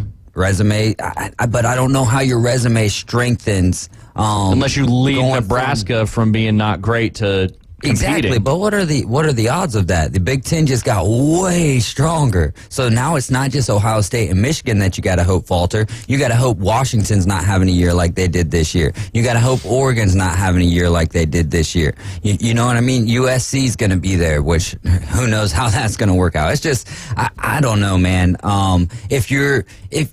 I really don't get it if you're already the starting quarterback. Yeah, that's kind of what I was getting at. Where are the relationships in all this? I mean, there are obviously no relationships because everybody's leaving at the, a drop of a dime. I mean, is there no relationships? I don't know. I mean, that's why I'm asking you the question. Yeah, I mean, I would think as a coach, and you're obviously preaching things as a coach, like this is what we're going to do here at Ohio State, whatever university may be, and have them buy into it. But they're obviously not buying into whatever they're trying to sell them, because there's a lot of this going on. But clearly, I don't know what the answer is. But what if this kid's got a girlfriend at Ohio State? Like, is she transferring to Nebraska too, or I don't know. I don't know. What's the dorm situation like in Nebraska? You never know. Is it co-ed or is it separated? Yeah. Yeah. That's how I feel when you say stuff to me. Oh, okay. Just to make the shoe on the other foot there. That's for sure. But yeah, in the 2024 recruiting updated rankings as of this morning, Georgia's currently leading that with 28 commits, 4 5-stars, 19 4-stars, and 5 3-stars. Ohio State, number 2 in that neck of the woods, 5 5-stars, 13 4-stars. You know who's number 3 right now on the recruiting rankings? Coastal Carolina. You're on fire today. Auburn. No, Auburn is not number 3. Georgia, Florida State. I just said Georgia. Florida State, yes. Currently number 3. So that whole thing that, it was going to hurt recruiting and all that they didn't make the playoffs, I actually thought it was going to do the opposite. And I thought it was going to, people, sometimes you either want to be part of something that's already like at the top, or you want to be something that's close, and can you be the guy to get them over the top? Right. But I don't know. I mean, they went 13-0 and all that good stuff. But as David does, he does the 5 at the UFC fight, or the MMA fight, UFC fight. Be cool. That was awesome. Number 4. Who's number 4, Jay? Number 4. Let's go. It's David Hayes is number 1. Oh, number 1. Oh, Alabama. Yes, you did it. I'm so proud. And you know who's number 5? Texas. No. Travis is number 1. Florida. Yeah. Coming in number 5 right now. Number 6, Miami. Number 7, Oregon. Number 8, Oklahoma. Number 9, Notre Dame. Number 10, Texas. 11, Hugh Freeze sneaking in there with 2 5-stars and 12 4-star commitments there at number 11. But as Jim Durant always says, until they are actually on campus and putting in a uniform, you really don't know in this day and age. People seem to flip all over the place. I thought a little surprising, USC all the way down, USC being Southern Cal, all the way down to 18 for next year, behind South Carolina, Michigan, Clemson, Tennessee, Penn State, and LSU holding down that number 10 spot. Do you think, Jay, that USC's defense being as terrible as they were affected the recruiting? I mean, they're still top 25 in the country, which is pretty good, but they've dropped all the way down to 18. Could have, yeah. Very well. That's a very political answer. Yeah. Could have. Yeah, it might have. I don't know. But did Caleb Williams perform to Caleb Williams' status this year? And I don't think he did. I don't think his offensive line let him down this year. It's fair. It's fair, right? I think his statistics were pretty similar to his Heisman winning year, but when you lose, they lose 5 games, maybe 6, 5 games. I think that certainly makes a big difference. That's for sure. Huh? Yeah. I don't even know where to go with you today. Oh, you know what we haven't done? What? And I'm glad to put you on the spot to do it. It's Tuesday. Oh. No, let's punt. Let's punt. We can't punt. We've only got 8 minutes. And then we got Brad Law coming on, the Director of Broadcast Operations for the Auburn Tigers. How long do you need? 30 seconds? Maybe. Okay. Well, the sounder takes like 5. So. Yeah. I almost forgot. about Jay Henley's tip of the week. I know. Yeah, let me think about it just for a few minutes. How about this? What? How about David hits the sounder, I ask you a question, and you answer it with your tip of the week? Perfect. Okay. It's Jay's Golf Tip of the Week. All right. I'm hitting a 100-yard shot. I like to use my sand wedge. I have a problem with either hitting it thin or hitting it very chunky. Chunky meaning hitting behind the ball and digging up the turf. What would you suggest? I will say my weight is equally distributed between both feet in the stance. Okay. Where's your ball position? Middle. It's in the middle. I got the ball in the middle. My weight is evenly distributed. My hands are right at the ball, but I keep hitting it thin or chunky. What should I do? Where does the ball miss typically? Like right, left? It's thin or chunky. It's going thin straight. Or chunky. How far do you typically hit sand wedge? That was a 100-yard shot. That was the first thing I said. Is that a full shot for you? 100 yards? The guess. Okay. I would say, without looking at, is this you or is this just? This is in general. Just in general. Ball's in the middle, weight's evenly distributed. I hit my sand wedge 100 yards. I keep thinning it or chunking it. Here's my thought on it. That's what I asked. So your head's attached to your body. Correct. Is that correct? Last time I checked, I'm not Beetlejuice. Now, I've been told that the human head weighs approximately 6.5 pounds. That's pretty big. I mean, that's pretty. It's like a turkey or something. Small turkey. Small turkey. Yes. And so if your head is moving, then your body is going to be obviously moving wherever your head's going, right? So I'm going to ask you to maybe try to watch the ball come off the club face. Okay. Keep your head a little bit more steady through impact. And we're going to dial that down a little bit on the range. We're going to have you hit probably 50-yard shots just to try to create some better tempo. And there you go. What about my weight distribution between my 2 feet? So you're 50-50 right now? Yep. Yikes. I mean, you could go maybe 60% on to your left foot a little bit. That may help. Would that help with the impact? That would help with not hitting chunky. it so thin and chunky. Yep. Because a lot of times people hit that 100-yard shot with the wedge. They may get a little this way through impact, and that blade comes leading through. Yeah, it could. It very well could. But yeah, no, I mean, I think that would be a swing tip I would give you. What's that? Steady head. Steady head. Yep. Swing around my head. That's for every club, right? Yes, it is. All the way through. That club's got to pass us by before our head comes up, right? Yep. Mm-hmm. Create that steady spine. You always want that spine to be steady. It's very hard to do. It is. What are some of the things that you would work on with a student to keep their spine? You want to rotate around your spine in the golf swing. There's a lot more that comes with that. Yeah, and that goes back to the fundamental part of posture, and posture is so important. If you think about throwing like a free throw in basketball, I think posture is important with that as well. Same thing with hitting golf shots. You want your rear end to be, and I say it all the time. You want your rear end to be out and up with your back straighter. Yeah. And when that typically happens, you hit a more pure shot. Kind of like sitting in a chair and then taking that chair and leaning it up on its front legs, but you still being in the chair. That's right. Fair to say? That's right.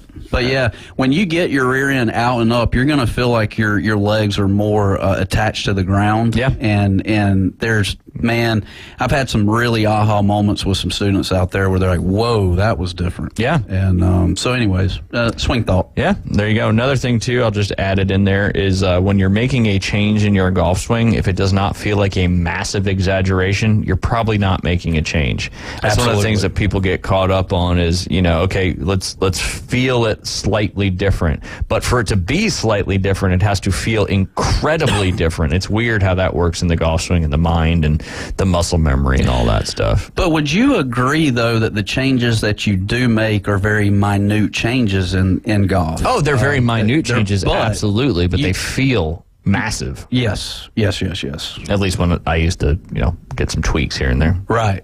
Yeah. But if you want to exaggerate on the practice tee what you're trying to do. Yeah, until it becomes comfortable. It's a tuning situation. That's all it is. I mean, a lesson should just be like you're coming in for a tune-up. You're coming in for an oil change. Unless you're a beginner. Right. Then it's a lot of basics. You said fundamentals, your PGA, your or gas, whatever we're calling it.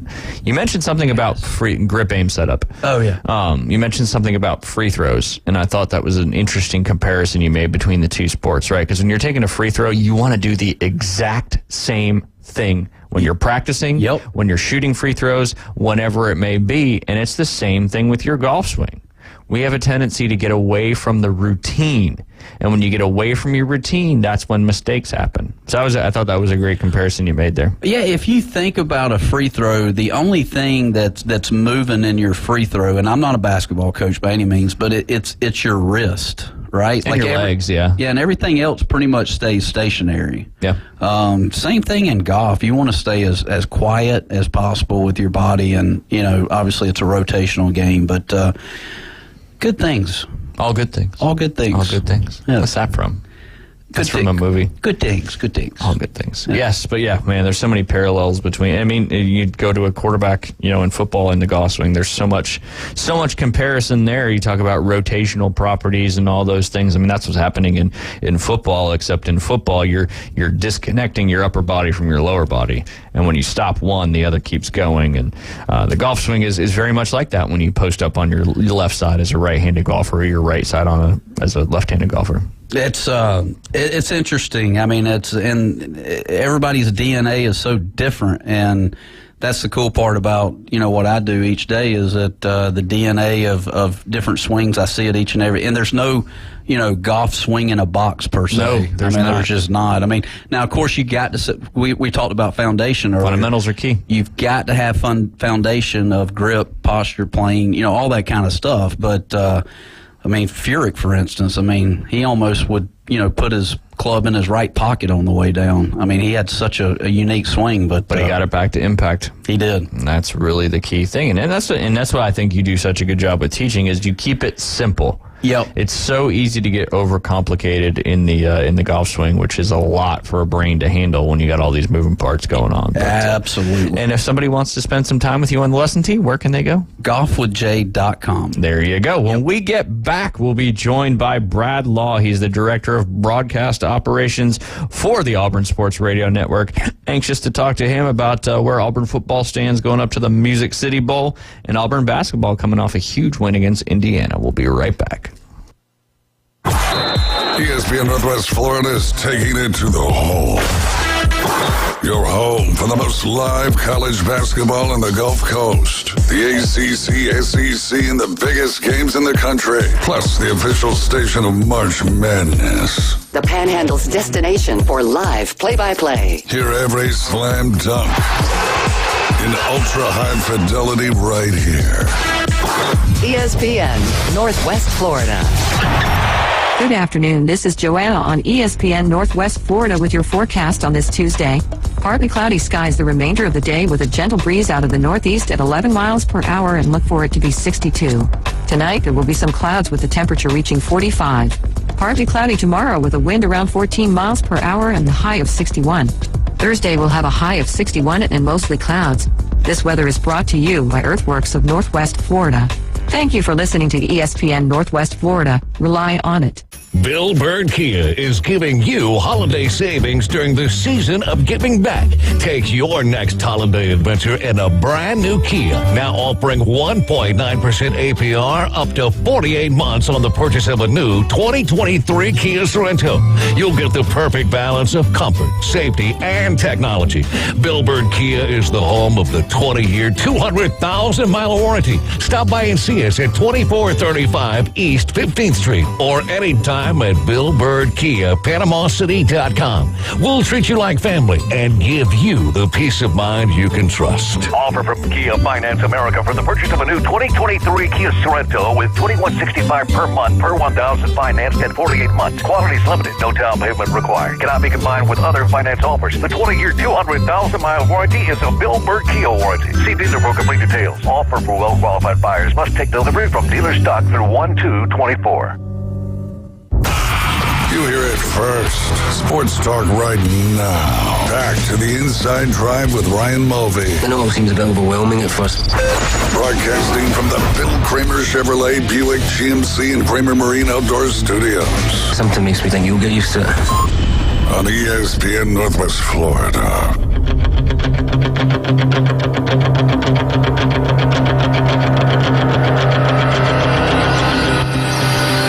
And welcome back. You're listening to the Inside Drive live here on ESPN Northwest Florida. It's been a couple weeks, and I am excited to talk to him, and that is Brad Law. He is on the line. He's the Director of Broadcast Operations for the Auburn Sports Radio Network. Brad, how are you doing? And we're doing well, Ryan. We got a big basketball game coming up tomorrow up in Huntsville, and a bowl game in a couple of weeks. And coming off of basketball's win over Indiana, things are pretty good, and we're happy to be back with you. Yeah, absolutely. Obviously, lots transpired since we last spoke, and I don't know if we spoke since the Iron Bowl, but I'm going to ask you one question first before we jump into some Auburn stuff, just because I've been asking a lot of our guests and all that. What do you think about the college football playoff? I know that's a tough one and a hot-button topic. Did you think they got it right, or do you think it's just a tough situation for the committee to be in between the deserving and best teams? Yeah, I certainly think it's a tough situation. I would not have voted the way they voted. So I also try to keep an open mind and think critically. I think that's important. And if you can't see the other side and where the other side's coming from, don't participate in the conversation. You're not really adding anything to it. So, I get if you think Alabama would beat Florida State or Georgia would beat Florida State, and therefore they're more deserving to go, especially since Florida State lost its starting quarterback. I understand that. But 19 years ago, Auburn went undefeated and was left out of the BCS championship game. And after that was what sparked the conversation to actually bring the playoff into reality, with the idea that a power conference team would not go undefeated and be left out again. Yeah, because that was the year USC drummed Oklahoma in the national championship. Yeah, sure did. And Auburn handled Virginia Tech fine in the Sugar Bowl and finished undefeated. And they didn't have a lot of close games, truthfully, after September. So there was a lot of debate over who was more deserving. But USC and Oklahoma started the year 1-2, and Auburn again went undefeated, and they weren't in. So I say all that to say that. If you had to leave Florida State out, you ask the question, what more could they have done And the answer is literally nothing. They couldn't have done anything else. They beat all the teams they played, including winning a quarter of their games, including a conference championship and a rivalry game on the road without their starting quarterback. Football is the ultimate team game. There's 22 guys, 11 offense, 11 defense. It's not just one. Ohio State won a national title with a third-string quarterback 9 years ago. So to leave them out, you ask the question, what could they have done? The answer is literally nothing, except maybe lie about their quarterback's health. For sure. If you had left Alabama out, then you could ask, well, what more could they have done? Well, they could have beaten Texas at home. So there's an answer there if you leave them out. There's a justification. I don't think that, I think, unfortunately, the perception is the committee just wanted to sort of play favorites and put in who they wanted in. And that was the argument they used was Florida State's quarterback is injured, they're a different team, therefore they're not the best team.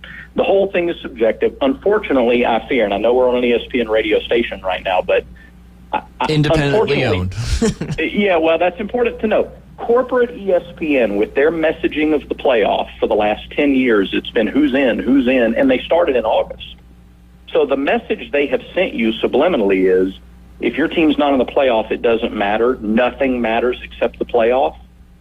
And the committee backed that up by saying the regular season didn't matter, by saying that teams, the way they finish games, the way they play when key members of the team go to, none of that matters.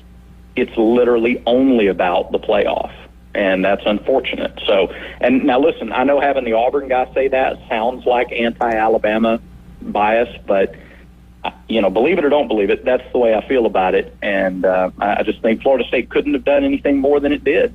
Yeah. And I've seen a team get left out when it couldn't do anything more than it did, and it really stinks for that team. And I thought that's why the playoff was created, so that a team didn't get left out in this situation again. But it has.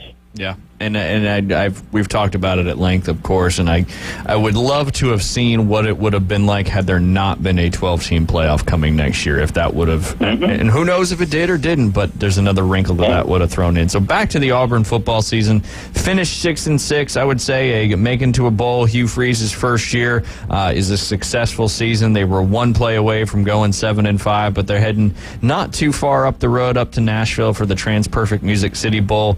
How's the excitement level for the football program heading up to that game? Magnitude 10. I mean, there's no pullback whatsoever. The losses to Mexico State and the Iron Bowl haven't dampened anything at all. People are watching what the staff's doing in the transfer portal, and close recruiting. We're a week away or 8 days away from the first day of the early signing period. People are expecting a windfall there. This is the real freeze warning season. All right, it's a clever it's low hanging fruit, I think, but it's clever and it works. The freeze warning that we heard at the beginning of the season, right? And here it comes. It's time for the freeze warning. This is the time of the year, though, I think, where the don't know. Oh, no. I was so excited for where that was going. I think it sounded like his phone either dropped it or cut off, and maybe try to get him back on the line there. But, I was excited for that next moment there, the freeze warning. Because, that's why Hugh Freeze was brought in. He was brought in for recruiting. He was brought in to get in that transfer portal and pull some of the best talent to the culture to build Auburn back up to where it, to where it needs to be. You were freeze warning us there, and I got excited. I tried to pick up where you left off. So go ahead, Brad. Yeah. No, this is the real time. I don't think there's a better coach in the country at sitting down in a southeastern family's living room and talking about family, talking about Auburn family. I really think this pairing of school and coach is as good as we have seen at Auburn in a very long time. And I just think that Hugh Freeze closes well in recruiting. And Auburn has a really good NIL base and plan going forward. So I think there's, in addition just to the talking points and the charisma and selling the vision of a program, which Coach Freeze does very well, now you got the NIL piece to go with it. And so, yeah, I'm expecting a top 10 finish for recruiting this year, and they've already got momentum for next year. All of that to say there's a lot of enthusiasm, and nothing has been dampened here as we sit in December of 2023 for this program moving forward. Not because they won 6 games and they're in the Music City Bowl and that's the expectation, because clearly it's not. But it's because we can see. This was like a preview. You don't sit through a preview of a big blockbuster movie and go, man, that was a great movie. I'm so happy. No, you're happy about it because you know there's something else coming. And that's where the fan base is. That's a great analogy, too, there. And that's why they brought Hugh Freeze in, because of that ability. And obviously, I think that the Iron Bowl as well. Again, I don't know if we've talked after that or not. I know they lost. They lost a heartbreaker. But I'm sure there were a lot of recruits in the building. A lot of people, I'm sure everybody was watching that game, but that atmosphere and that excitement, it tells the story for him. And I think with the 12-team playoff next year, he's got some serious opportunity. Are there any names in the transfer portal that Auburn, that you know of, that they may be targeting or anything along those lines? I'm not sure, again, where I am in terms of NCAA rules on what I can talk about and what I can't. But I may be able to. I'm just not sure. I know that they want to look. You can sort of look at the wide receiver room and tell that it's likely to, that makes sense that you would fill some needs in the portal in the wide receiver room. I think it makes sense that you would fill some needs on the offensive and defensive line, but not because you don't have talent and depth there, because they do, but because to compete at the highest level, which is the expectation, you need talent and depth and experience. And they've got great ones coming in from the high school ranks. But if you can add a guy who has already played at the college level, even in a group of 5 conference or a JUCO, you're a little bit further ahead. So I just think it makes sense to look offensive, defensive lines, and to look in the wide receiver room. And those names are pretty readily available out there, guys who cover it for a living. Guys who have been on visits here, and they've gone very, very well. And I would just continue to look in those directions here in the next week. Yeah, it's going to be excited to see where everything kind of shakes out come March of 2024 and see what kind of spring football practice team is going to be taking the field there. Let's pivot over to the basketball side. You had mentioned, I think they finally, had a little slip up there against App State up in Boone, North Carolina, and they lost the one earlier in the season to Baylor. But, man, I caught most of that Indiana game, and another gentleman, Auburn alumni, he's with he's the principal. He's kind of the director of the school my kids go to. Huge fan. He's like, that's the first, minus the first, 10 minutes or so, or the 5 minutes or so of the first half. That's the most complete and dominant that Auburn basketball has looked so far this season. Just a great performance there against Indiana. Yeah, because they did it against Indiana, right? There have been a couple of games where they looked similar, but it was against maybe a St. Bonaventure, and no disrespect to them, and maybe some other teams that aren't quite in Indiana's class historically. And this is a good Indiana team in the post. They're physical. And that was what stuck out to me was this Indiana team will just beat you. They'll beat you up. They're going to be an upper half Big Ten team because they play with physicality, and you have to in that league. Yeah. Well, Auburn matched the physicality. Mike Woodson, the coach at Indiana, said after the game that their physicality wore us down. And for the Indiana coach to say that about Auburn, when frankly Auburn had been a little more finesse than they had physical for the first 7 games of the year, to come out and play that way and then also hit some outside shots. It was a really complete effort, and I have seen this team a couple of times this year show flashes of Bruce Pearl's championship teams, the teams that could go on a 10-0 run in a minute to close out a half. And all of a sudden an 8-point game is an 18-point game, and it's over. These teams that can turn defense into offense quickly and rip momentum away from you and really just kind of pull everything over to their side, and to do it with multiple guys on the floor. Jalen Williams had been quiet until he matched his career high with 24 against Indiana. Aiden Holloway, the freshman point guard, had been in a scoring slump. He had shot like 2 for 17 over the previous 2 games. And then he goes out and scores 24. This team is starting to round into shape, and they're also starting to learn that you have to practice at the same level that you play for it to carry over to the games. You mentioned App State. Auburn was coming off a 30-point win over Virginia Tech at home, and Bruce Pearl said, frankly, they didn't practice well in preparation for Appalachian State. But it shows up. It obviously shows up. It's the way it works for all of us. If we fail to prepare adequately for anything we need to do, the result's not going to go in our favor, most likely. And so you take from that loss, if Auburn takes from that loss that whether you're coming off of a win or a loss, you have to prepare at a high level all the time, they will learn from that loss, and it'll wind up being a really good benchmark this year, a really important lesson learned that'll lead to a lot of good things later on. Yeah, no, 100%. We talk about it all the time on the show. Preparation matters, and when you practice like you're going to play, and it certainly shows up in the games. UNC Asheville tomorrow up there in Huntsville in the Rocket City Classic. Should take care of business in that one, but like you said, you got to practice and prepare like every game is going to be the toughest game you have. But then I'd say a big one, and I'm going to say a big one simply because who's on that team, and I got to imagine the student fan base is excited for that one coming up, and that's playing the USC Trojans at home, 12 p.m. on ESPN right there in Neville Arena. Got to be excited for that one. Absolutely. I believe it's going to be right here on this station as well. It is. Yes, if I'm sir. not mistaken. Yeah, that's, Bronny James is going to be there, and he's going to get all the attention. And our broadcast is where you go if you want to hear people talk about Auburn during that game.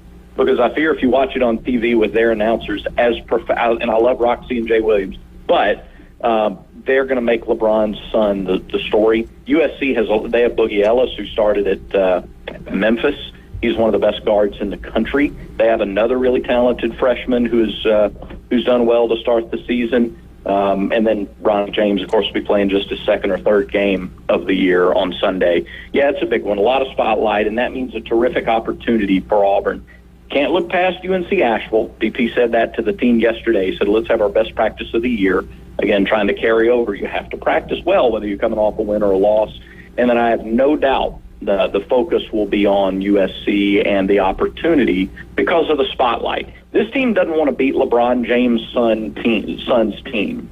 This Auburn squad wants to take advantage of a big spotlight that'll be on this game, this arena, this program, and an opportunity to knock off a team that, it's got LeBron's son and a lot of other talented players, but that USC team is bringing the spotlight with it in a little bit of a different way than Auburn is used to, even with all its success. So, it's going to be a big day. Yeah, I like what you said. They're a huge opportunity for Auburn basketball to make a statement and show what they bring to the table this season. Brad, let me ask you one more question before we got to let you go. We are 13 days from Christmas, and I've asked this a couple times already on the show. What are your top 3 Christmas movies? Top 3, and then I'm sorry, it cut out. I missed this cliffhanger. Yeah, top 3 what? Christmas movies. Top 3 Christmas movies. All right. Number 3, I'll go with an underrated Fred Claus. Oh, yeah. I really like Tim Allen. That's a good one. Fred Claus got Vince Vaughn and Paul Giamatti, and I can't think of who else is in it, but Fred Claus is good. And then, man. It gets muddy at the top for sure. It's hard to pick. It gets hard to pick. I think I like the old White Christmas, like the classic Bing Crosby and Danny Kaye White Christmas. Yep. Because my grandfather was in World War II, and the movie is set during World War II. And so I think for that reason, that nudges it up to number 2. And then the movie that references White Christmas, we'll have the happiest Christmas since Bing Crosby tap danced with Danny Kaye, and that's Christmas Vacation. That's got to be number 1. There you go. Great stuff. Yeah. Hey, Brad, we appreciate your time as always, and I'll keep you posted on 2 weeks from today. But conference play starts after the winter break for the students. So excited to see Auburn get going in the SEC play there for the basketball team. And like he said, that game, USC and Auburn, will be right here on ESPN Northwest Florida. Brad, appreciate your time. Have a great rest of your week. Thank you, Ryan. You too, and War Eagle to all the Auburn fans on the coast. Have a great day. There you go, War Eagle. We'll be right back. Who knows what Jay Henley's going to say? David's back there laughing, and I don't know what he's laughing about. It's the PCB Hobby Takeover with Todd. Mondays at 5:20 on ESPN Northwest Florida. That is a very high-end card and very rare. Todd talks about coins, trading cards, collectibles, and the amazing stories behind them. It was the first one that's ever come through my door. Plus, we'll be taking your calls and questions at 850-215-6290. The PCB Hobby Takeover. A platform for you to do your hobby. Mondays at 5:20 on the Sports Talk Monster. ESPN Northwest Florida. Are you tired of hearing 2 weeks when you call to get your boat worked on? Hey folks, it's Chris Kramer with Kramer Marine and Outdoor, and we'll get you in and back out on the water as quick as possible. We're a full-line Yamaha outboard dealer and Suzuki outboard dealer, and we have master-trained certified mechanics on site. So if it's just an annual service, electronics install, trolling motor install, or all the way up to a full repower, we can take care of you. So stop by and see us in the corner of Frankfurt and 23rd next to Bill Kramer GM, or call us at 850-851-0453.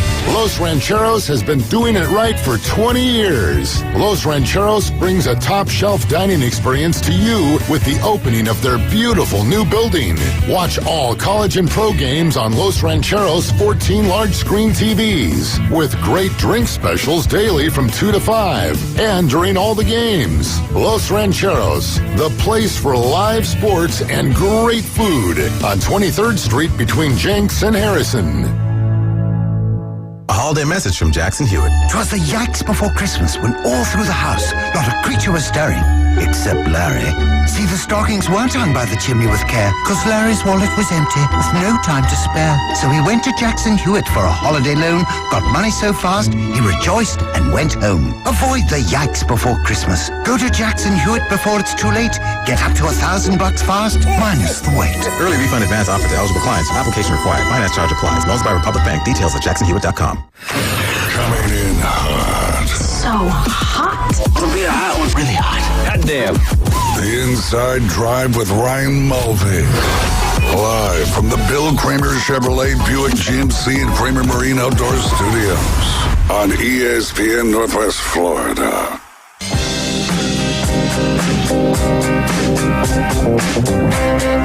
And welcome back. That's a new one for us there, Jay Henley. Welcome back to the Inside Drive. It's Brad Law. Good stuff. We appreciate him as always. Quick PSA from one of Coach James Hale's sponsors. J. Michaels is back open. They've finished their remodeling and they're back open. He owes me one now. Oh, there you go. There you go. Jay Henley. Now I know why you weren't paying attention. Why? Because in the break I got an email from you. Ah, see there. Oh, yes. There you go. Yeah, I'm a little sad right now, though. Don't be sad. I'm sad. There's no need to be sad. Well, I found out just recently that Christmas Vacation was actually filmed in Los Angeles, and it was like 87 degrees. I thought it was based in Chicago. But I'm sad. Sorry. Yeah. I don't know where to go from there again. You learned something else again. I know. The majority of that stuff is filmed on location, not on location, in Hollywood. In Hollywood, yeah. Now there's a lot to go elsewhere, but yeah, not that one. Right. I know. That's been the consensus so far, though, that is the number one Christmas movie. I haven't asked you guys yet because we'll get closer to Christmas for that. I just want to take advantage of the opportunity when we had a few guests on the line. I'm excited. Thursday, we got Coach Cliff Ellis, just retired, fourth. He was the activist winning, is that the right word? Most active. He was the active winningest coach in NCAA Division I. Now he's the fourth of all time on the wins list. So we're going to talk to him on Thursday. Looking forward to talk to him just to see what his plans are, what the most exciting moments was, how difficult things got as all the college world stuff started to change. That is for sure. But we'll be talking to him on Thursday. We got Keith Fleming tomorrow, and I'm anxious to see what Keith's going to say, especially about your fantasy football stuff. Oh, I can't wait. And the decisions you made coming down the stretch. I was getting lots of complaints about not even certain people in this building, but just certain ESPN fantasy football users not fixing their lineup. Yeah. And it wasn't just you, Jay. Okay, thank you, David. Yeah, so... Yeah. I'm going to have to start slapping wrists. Relegating. No, I'm just kidding. Relegating. It doesn't just affect you. It affects everyone. It does. I just take that, Bob, that if you ain't first, you last kind of deal. And, man, that loser mentality. Or is it loser mentality? 100%. It is. Yeah. But because a winner's going to keep on going no matter what. Yeah, that's true. Competitor. Yeah. Competitor never gives up. That's right. Never. Never give up, never surrender. Mm-hmm. That's true. Super Bowl odds now that Week 14 is officially over. Who's got the lowest odds? Easy answer. Let's go Carolina Panthers. You said the lowest. Oh, wait. Oh, I thought you were talking about. I'm sorry. Sorry. The best odds to win the Super Bowl. Okay. You are correct with the Carolina Panthers having the worst odds. They don't even have odds because they've been eliminated from the playoffs. So well, we've gone almost 2 hours and you have not given your 49ers they clinched a playoff. They berth, did, right? I mean, like that's pretty early. It's still early in the season. I mean, there's only 4 weeks left. Yeah. There's been clinching way earlier than that. But that just goes to show it's a lot tighter this year than it has been in years prior. So I said that to say this. Is it the 49ers that have the best chance at winning the Super Bowl? Well, according to Vegas, they're plus 250, which you'll be surprised who's second and third. Who do you think's second right now in odds to win the Super Bowl? Think critically, like Brad Law said. Think critically. Let's go Eagles. Let's go Cowboys. Let's think go critically. Ravens. Bingo. Okay. You know why it's not the Cowboys or the Eagles? Because they're in the NFC. No. Which, fun fact, NFC does play the AFC. We did figure that one out. That was why there, because they're in the AFC. The epiphany. It's because the Cowboys and the Eagles have to play, or they're in the same division. So who knows what will happen there. But yes, the Ravens are second plus 600 right now. Do you know who's third? Give you a hint. Not an NFC team. Okay. Man, I was going to say the Dolphins, but they're not third, but they're in the top 6. Chiefs? Yes, the Chiefs are plus 650. Next becomes the Eagles at plus 700. The Cowboys are plus 750. And there's a difference between, because if you look at their schedules head to head, the Eagles they've had a really tough stretch the last 5 games, but their last 4 games are all teams that are sub 500, whereas the Cowboys schedule is a little bit more challenging. But like we talked about yesterday, if both teams win out, who wins the division? Were you listening yesterday? I wasn't. Well, at least you're honest. If both teams win that division, both teams win out, the Eagles will end up winning that division because of the tiebreaker being your best conference winning percentage. And I think they have more games in the NFC conference at that point. But, next is Cowboys at plus 750.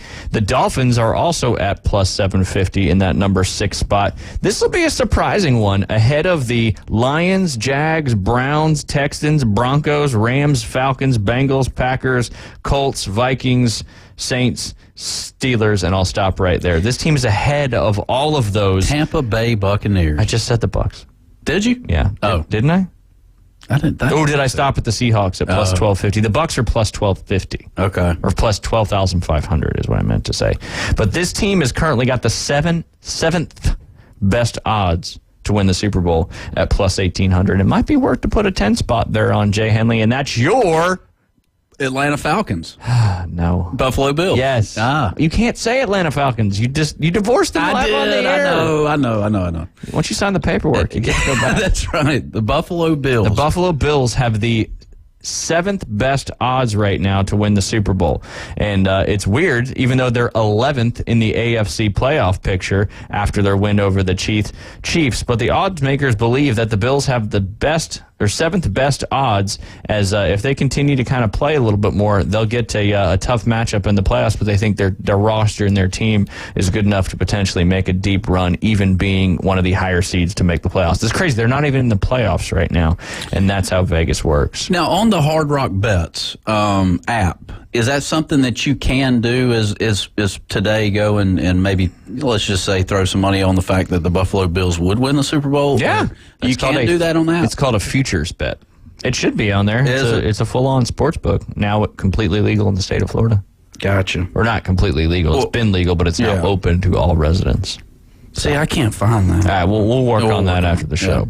Yeah. But yeah. And like I said about the Cowboys, even though the Cowboys are number 2 in the NFC after beating the Eagles, and Philly dropped down to that 5th seed, so it's interesting, obviously, that the Eagles are slightly ahead of the Cowboys in the Super Bowl odds.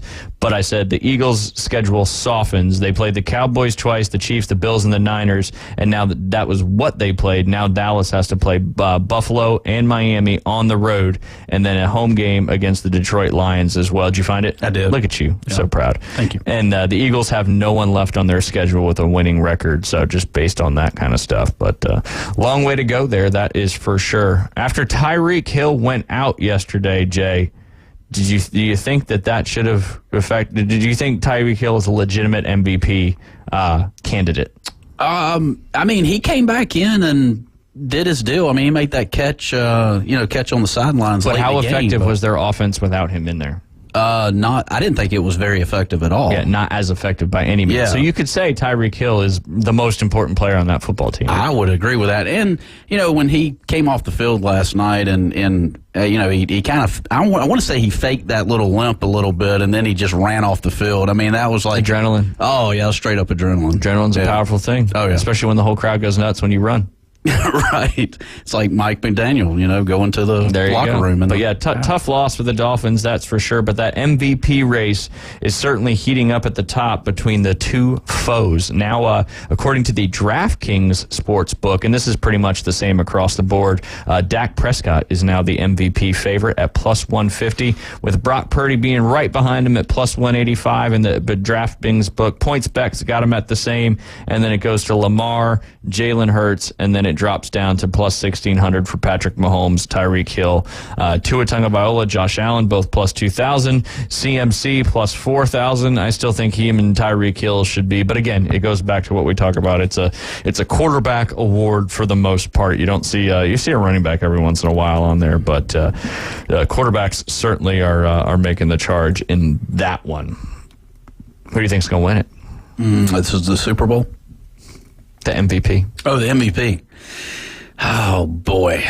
I kind of like Dak Prescott. I really do. It's the easier answer, in my opinion, because it's just one of those things. Right. I mean, it's the better. It's kind of like putting a certain team in the playoffs over another team. But 9 times out of 10, the Super Bowl winner's quarterback typically wins the I don't know MVP. when the MVP voting stops, because I don't think it, David, and correct me if I'm wrong, does playoff performance matter in the MVP race in the NFL? No, that's a regular season award. That's what I thought, yeah. Okay. So, yeah, that's why I think the odds are the way it is. And that's why they have a Super Bowl MVP, which you can also bet on as well there, Jay Henley. I'm looking. Well, they got to get to the Super Bowl first. That's for sure. That is for sure. Got to give a shout out. It is playoff time for the University Academy Lady Eagles and the boys soccer team as they both take on Surfside later on this afternoon. And it's going to be 3:30 for the boys game and 4 o'clock for the girls basketball game. So good luck to those teams as they try to make it to the middle school championship. And just like that, it'll be winter break here coming up very soon. How many games did middle school basketball? 8 games. Yeah. Okay. Not a bad little schedule there, that's for sure. Cool. Got your favorite teams. We talked about the dog. Anything else you want to add, Jay Henley, today? You've been on fire today, and I've appreciated it. I have appreciated it. Well, some days are good, some days are... What was the email you sent out to me when you weren't paying attention earlier? Oh, yes. The Super 6 series. Last weekend the weather got the best of us. On one of the days, anyway. Yeah. And so anyways, we moved it. It's looking like the Euro forecast, not the U.S. model, but the Euro forecast. I think that there's no rain this weekend. Ooh, I like it. You heard it here first. And you've got some insider information when it comes to forecasting weather. Yeah, Joanna. I mean, she's on it. She takes pride in her job, and she's got all these algorithms that give her the correct information. It's weird. It is, but it's still prediction. You never know with the weather, and it's gonna be a little cool this week. But it's sunshiny right now, and that's all that matters. But and then over the kids get the county gets out of school next Friday. Yep. You got a few things going off. Some people, it's a long break. It is a long break. People are looking for some stuff to do and get ready for that Emerald Coast Junior Tour tournament. We got up January 20th and 21st. So what are some of the things they can do with you over the winter break? Junior golf camp for ages 7 to 10, December 27th through the 29th. That's Wednesday through Friday. And then that next week we'll start the new year out for ages 11 to 14. And that'll be Wednesday through Friday, January 3rd through the 5th. And that's from 1 o'clock to 4 p.m. each day. And that's for ages 11 to 14. So, let's go ahead and start the new year out getting better at golf. Getting better at golf. New Year's resolutions. Get better at golf. That's it. Get better at golf. I mean, I've been told that, you don't have to be good to enjoy the game. I got to disagree with that. I think want to get better. Yeah, you definitely want to get better. There's no doubt. Continuous improvement. Well, I've heard there's other things. But I think you could enjoy the game and still not be great, but you enjoy it more if you get better. That's right. Yes, there's another thing. There's three things in life that you can not be good at but enjoy. Right. One of them is golf. Yes. We already know what the other one is. I don't know what the third one is. There may only be two. I think there's just two. Okay, we'll go with two. But get better, you know, better. even in both of those categories. Continuous improvement. Yes. Feedback is important. Feel the energy. That's it. Doing the bull dance, feeling the flow. That's it. Working it. It's a great movie. Happy Gilmore. What's your number one Christmas movie? Oh, I'll ask for your top 5 later next week. You know, I enjoyed, and here we are in our watered-down society again, and I hate to say that, but, the Christmas Story was so special to me because they would always kick that off Christmas Eve at like 9 or 10 o'clock in the evening, and it kind of like started that Christmas Day deal. And now the Christmas Story has been on since Halloween, it seems, but I do like the Christmas Story. I really do. I think it does it resonate with you? Yeah, it's just good. I mean, it's just. I could see you being. I can't remember what the kid's name is. Ralphie. Yeah, Ralphie. I could see you resonating with Ralphie. The BB gun. And, yeah. It's. But I didn't start enjoying that one until as an adult. I didn't like it as a kid. It's not necessarily for kids. Yeah. And it is, but it's a little slow when it comes to kids. But yeah, right. That's why. I like somebody threw out. It was Doc A threw out Elf. I thought that was interesting. I've never really watched all of that. No, it's good. It's got a lot of humor for both kids and adults. Okay. And it's probably 10, 12 years old now, but right. It's they don't make that many more Christmas movies anymore. Nope. I'm telling you, man. It's because it's tough to beat the ones that are out there. That something has happened and I hate to say this, but from 2012, sensitivity. Since 2012, man, things are not the same as 05, 06. We had all those great things happening, man. Anyways, don't get me started. I know social media. Yeah. There you go. You've been listening to The Inside Drive. Jay gave you some great insights today. Coming up at 4 p.m., you got the afternoon underdogs, followed by the Coach James Sales Show tomorrow morning at 7 a.m. We appreciate you tuning in. Have a great rest of your day, and we'll see you tomorrow.